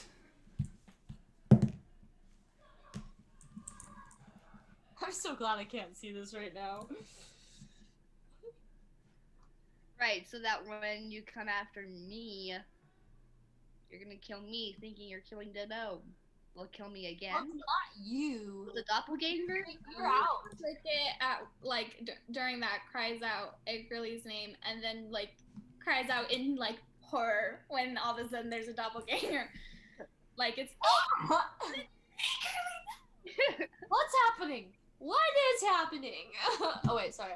What is happening? Where is freaking Azrael? She's taking a sick day on her field trip. With her loot. With her loot. She's just sitting by a pond somewhere playing music while we're all fighting for our lives. Running the dark void. Yeah, and you watch as Shadow Akerleigh raises her hand like this, and kind of casts 3 fingers forward, and 3 shadowy versions of magic missiles shoot out from her.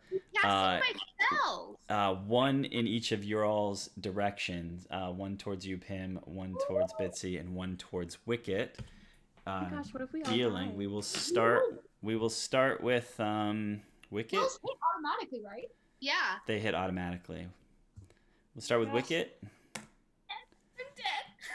Oh crap! We're Yeah. all gonna die. Wicket, as you take We were doing so well. Oh my gosh. you take 5 points of damage, Yeah, I'm dead. force Really? damage. Me and Kim are blind. And I only have 8 left, Bitsy. I'm pretty close too. Oh, I have a thing. You take 2 points of damage, Bitsy. And Pim, you take 4 points of damage. It's force damage from magic missile. I'm just gonna laugh if we all die and the next session, Nazriel finally reappears out of this door. Her whole party's dead. Bodies. That's more like it, you hear him say from behind Akerleigh's shadow form. And Bitsy, that brings us to your turn. At this moment, Bitsy, as you are standing there kind of dazzled and blinded, you hear shouts and screams, and you're not sure exactly what's going on around you. You feel disoriented, you feel utterly degraded, beat up, damaged in so many ways. And you hear a voice at this point in time. Voice of an angel? Voice of a god? Voice of a savior? You hear the room fall still around you. And you hear a voice, because you can't really see much of what's going on.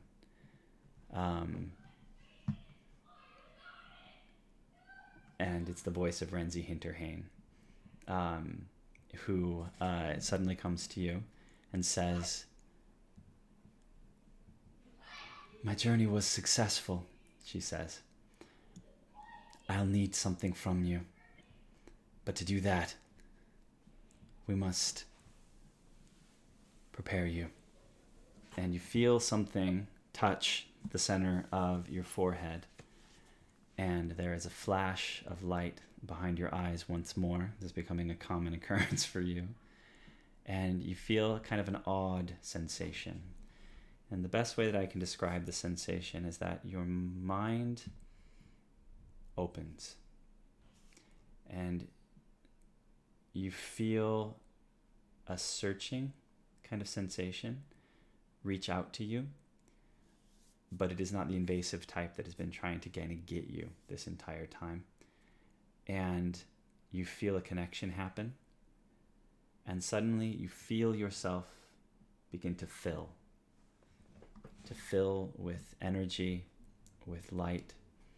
And you feel Renzi take your hand, and you feel the light traveling through you and through your hand and into Renzi.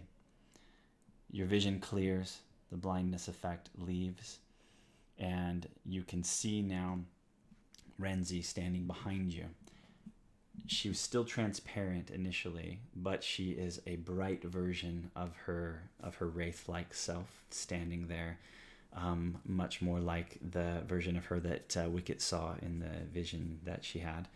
But as she clutches your hand and this energy goes around, I guess you also see everybody else around, but everybody frozen momentarily, kind of where they are. And you see her begin to fill with light and with energy and take on a more kind of opaque kind of color to her as she begins to become more substantial next to you. After a moment, she releases your hand and you kind of fall to a knee again. I thank you, Vessel, for your help this day. Now let me help you. And suddenly everything comes screaming back into reality. And she stands and smiles, raises her hands up. And you see that she's holding kind of an ethereal looking kind of wooden staff in one hand. And she screams, "Icon Mythic, you are not welcome here." And she swings it. And you hear a great rumbling. And then out of the ground, you see several massive roots spring forth out of the ground and lash towards Mythic and the Shadow Akerleigh. And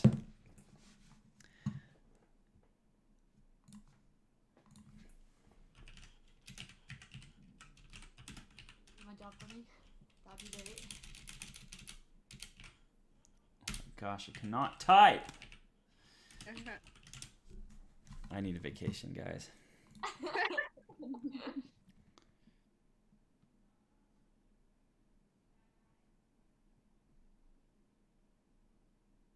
Okay.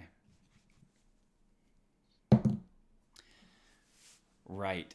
The vines appear. They sprout out of the ground right over in this area. And you see as they lash out and wrap themselves around, grabbing both him and Shadow Akerleigh and yanking them in the direction of where the vines sprouted into the ground here. And you see them begin to constrict and kind of pull tight around the icon and the Shadow Akerleigh at this point in time. And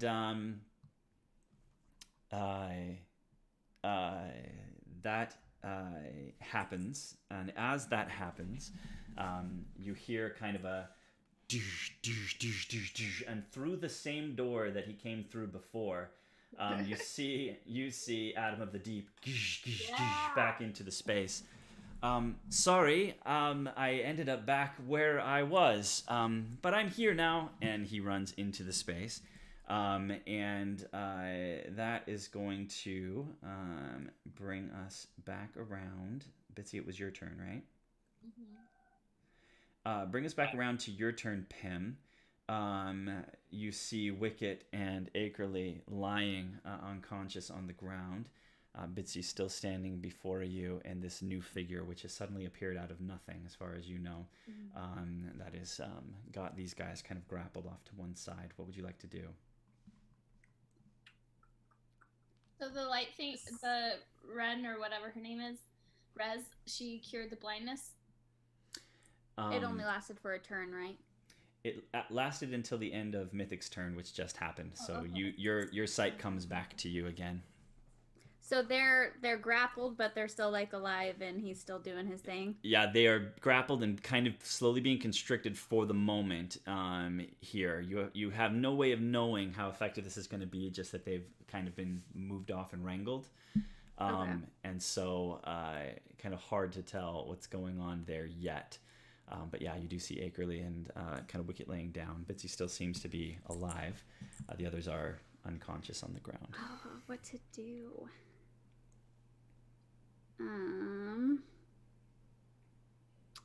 Trying to decide, do I go after them even though they're grappled at the moment and just try and hit them since they're grappled? Or do I go check on and try and help the other ones? But I don't really have.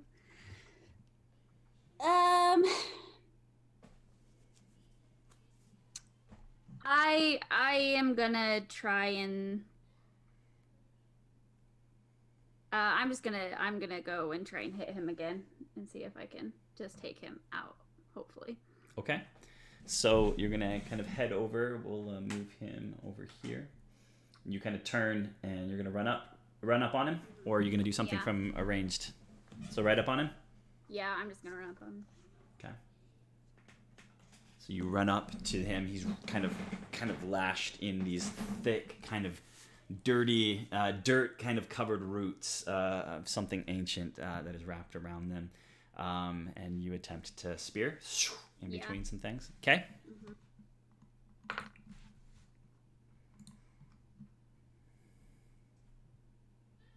23.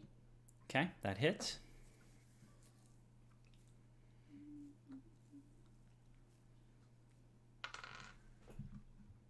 Uh, 13.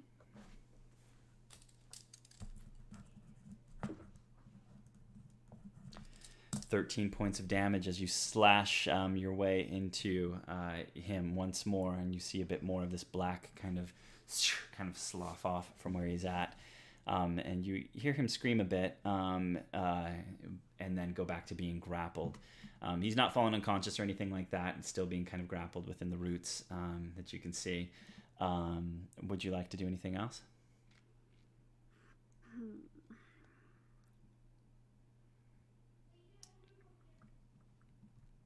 don't know if what I'm doing is really actually doing anything to him at the moment.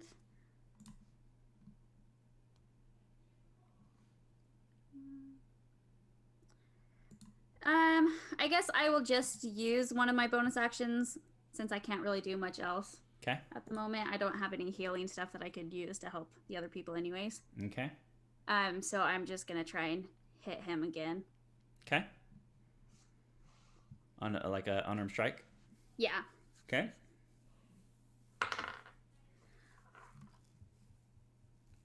Uh, 21. Yep, that'll do it.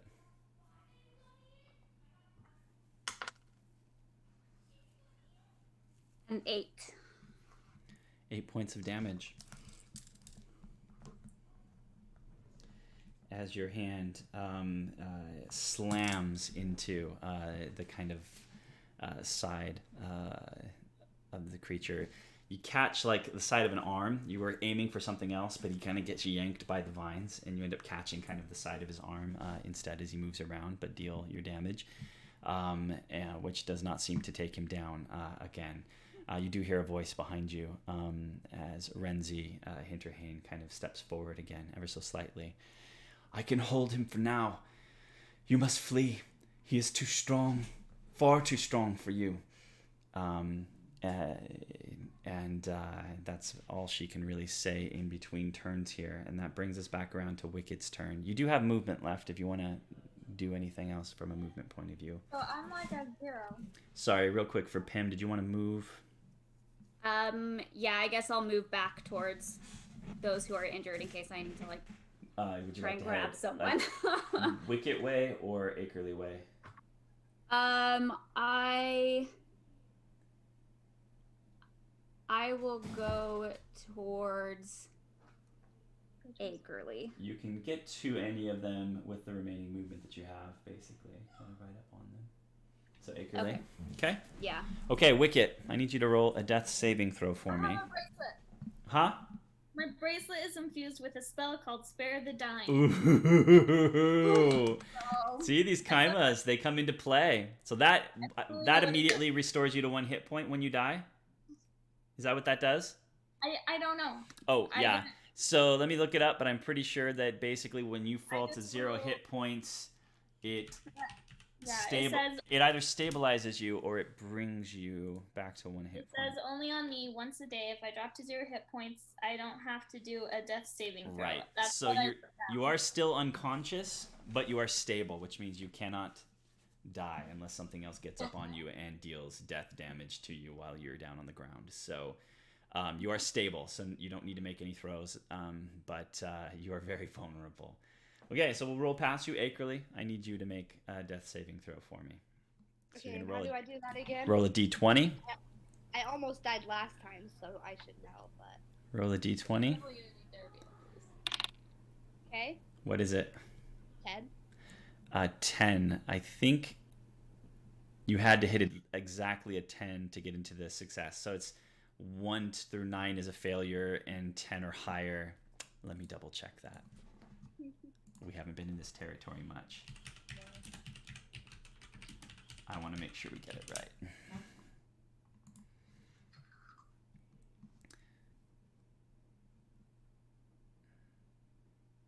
If it's 10 or higher, you succeed. So that technically counts as a success.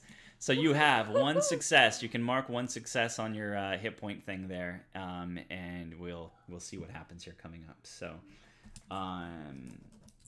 you hear suddenly as Adam realizes what has happened to Wicket and says, "No!" And he runs his full movement across the room, jumps over, and you watch as he reaches down gently with his shield arms and kind of scoops Wicket up into his arms and kind of holds her there, and then turns and looks at you. You hear Renzi kind of over her shoulder, "Adam of the Deep, you must flee." And you see her, it's not her turn yet, so hang tight. It is Mythic's turn at this point in time. And you see a shiver go through him, and then he shivers, and then you see the darkness around him lash out again, and you see many tendrils kind of flow outward from him, and you see one of them with a 17 plus slam into Renzi and knock her with his thing as she kind of falls backwards.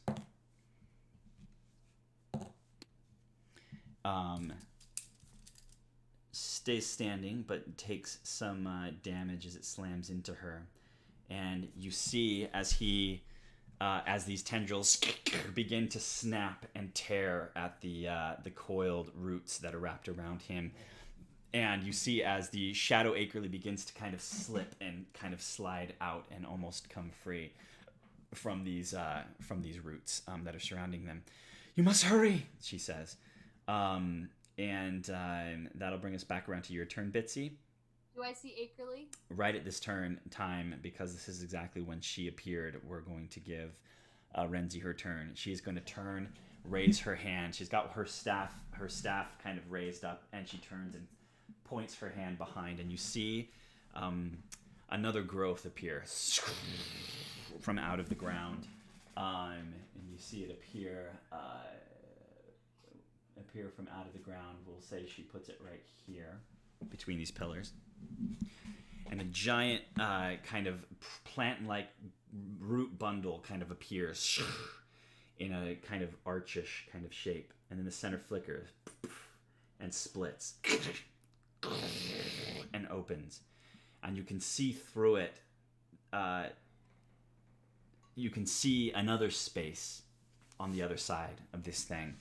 There is light flickering into that space. It looks to be kind of cavernous, kind of rocky, kind of rock and dirt. but not like worked stone. It's mostly just rock and dirt. You see a bit like a timber support kind of on the other side of this space. You must go, is what she says, and that'll bring us now to your turn, Bitsy. Do I see Akerleigh? You see everybody. So you can see Pim and Akerleigh here. You see Adam with Wicket. You saw him scoop up Wicket and turning to run, and then Wicket or Akerleigh with Pim kind of over her body. Akerleigh? Yeah. Do I have movement to get to Akerleigh? You bet. And then can I cast Cure Wounds on her? You certainly can. Do that.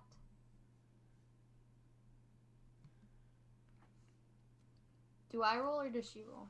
Cure wounds. You can go ahead and do it. She's unconscious, so you have 1d8 plus 3. Yeah. If I do it at second level, though. Do you have a second level spot left? Well, I have both of them. You have been dealing out stuff with the first levels, yeah. Okay, so it's 2d8 plus 3 if you cast it at second level.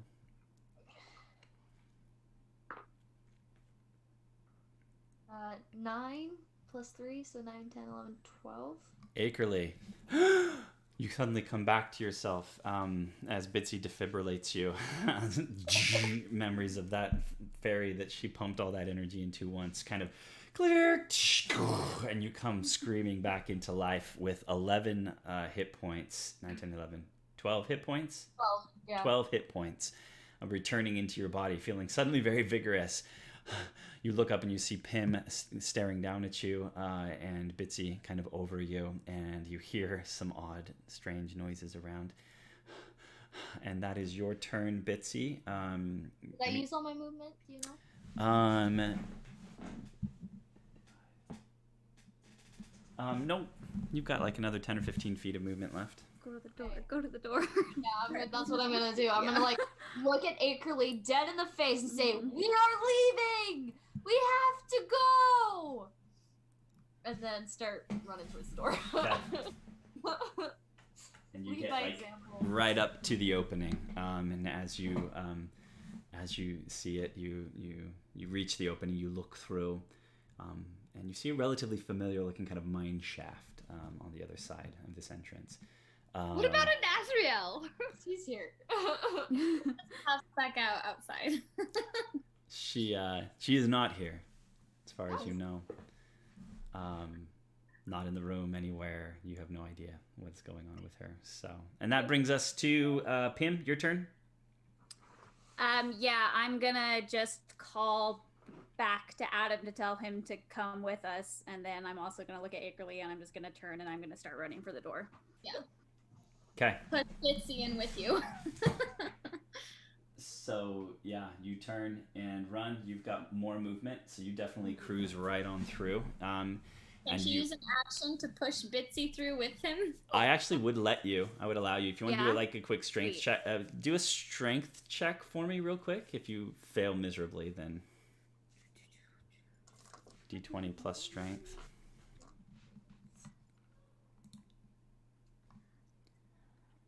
I'll let you do athletics if that helps at all, but I don't think it does for you. 19. Yeah, without a problem. Bitsy, you're running, and suddenly you hear, and you feel yourself be kind of picked up and kind of run through the door by Pim, who grabs you and kind of leaps you through the door. You guys kind of roll on the other side, and you roll up against the side of the mine shaft that you came in, and you turn, and you can see this kind of portal standing between you and this small kind of crack-like tunnel that led into the initial kind of opening for the astral hall that you guys came through before. You're, in essence, on the threshold of the space where you were burned nearly to death, Pim. That brings us to Wicket's turn, who is out, so you're just chilling, although you're stable. Never mind. Yeah, And then Akerleigh, your turn. Run. Oh, get up, You- get going, get up, get going. You do come to, and for whatever it's worth, as you look across the room to where where Icon Mythic is struggling, you do see as Shadow Akerleigh is just about stepping free and kind of looking at you, and eerily, this figure who is pure darkness, but your form, your shape, kind of looks at you, and you see that smile kind of appear on her face again as she almost kind of breaks free. Just run. Just run. Run. Do I see Wicket at all, or is she just fully... You don't. You see Adam of the Deep with his shield kind of pulled around, standing over here. You don't see Wicket. You just know what they said to you. Just run. It's okay. Don't do it. What would Akerleigh do? Run. I'm just gonna shout, "Where's Wicket? Where's Wicket?" As I steady my feet. Yeah, you hear Adam say. You hear Adam of the Deep bellow out to you. How would he answer that? As he bellows out to you.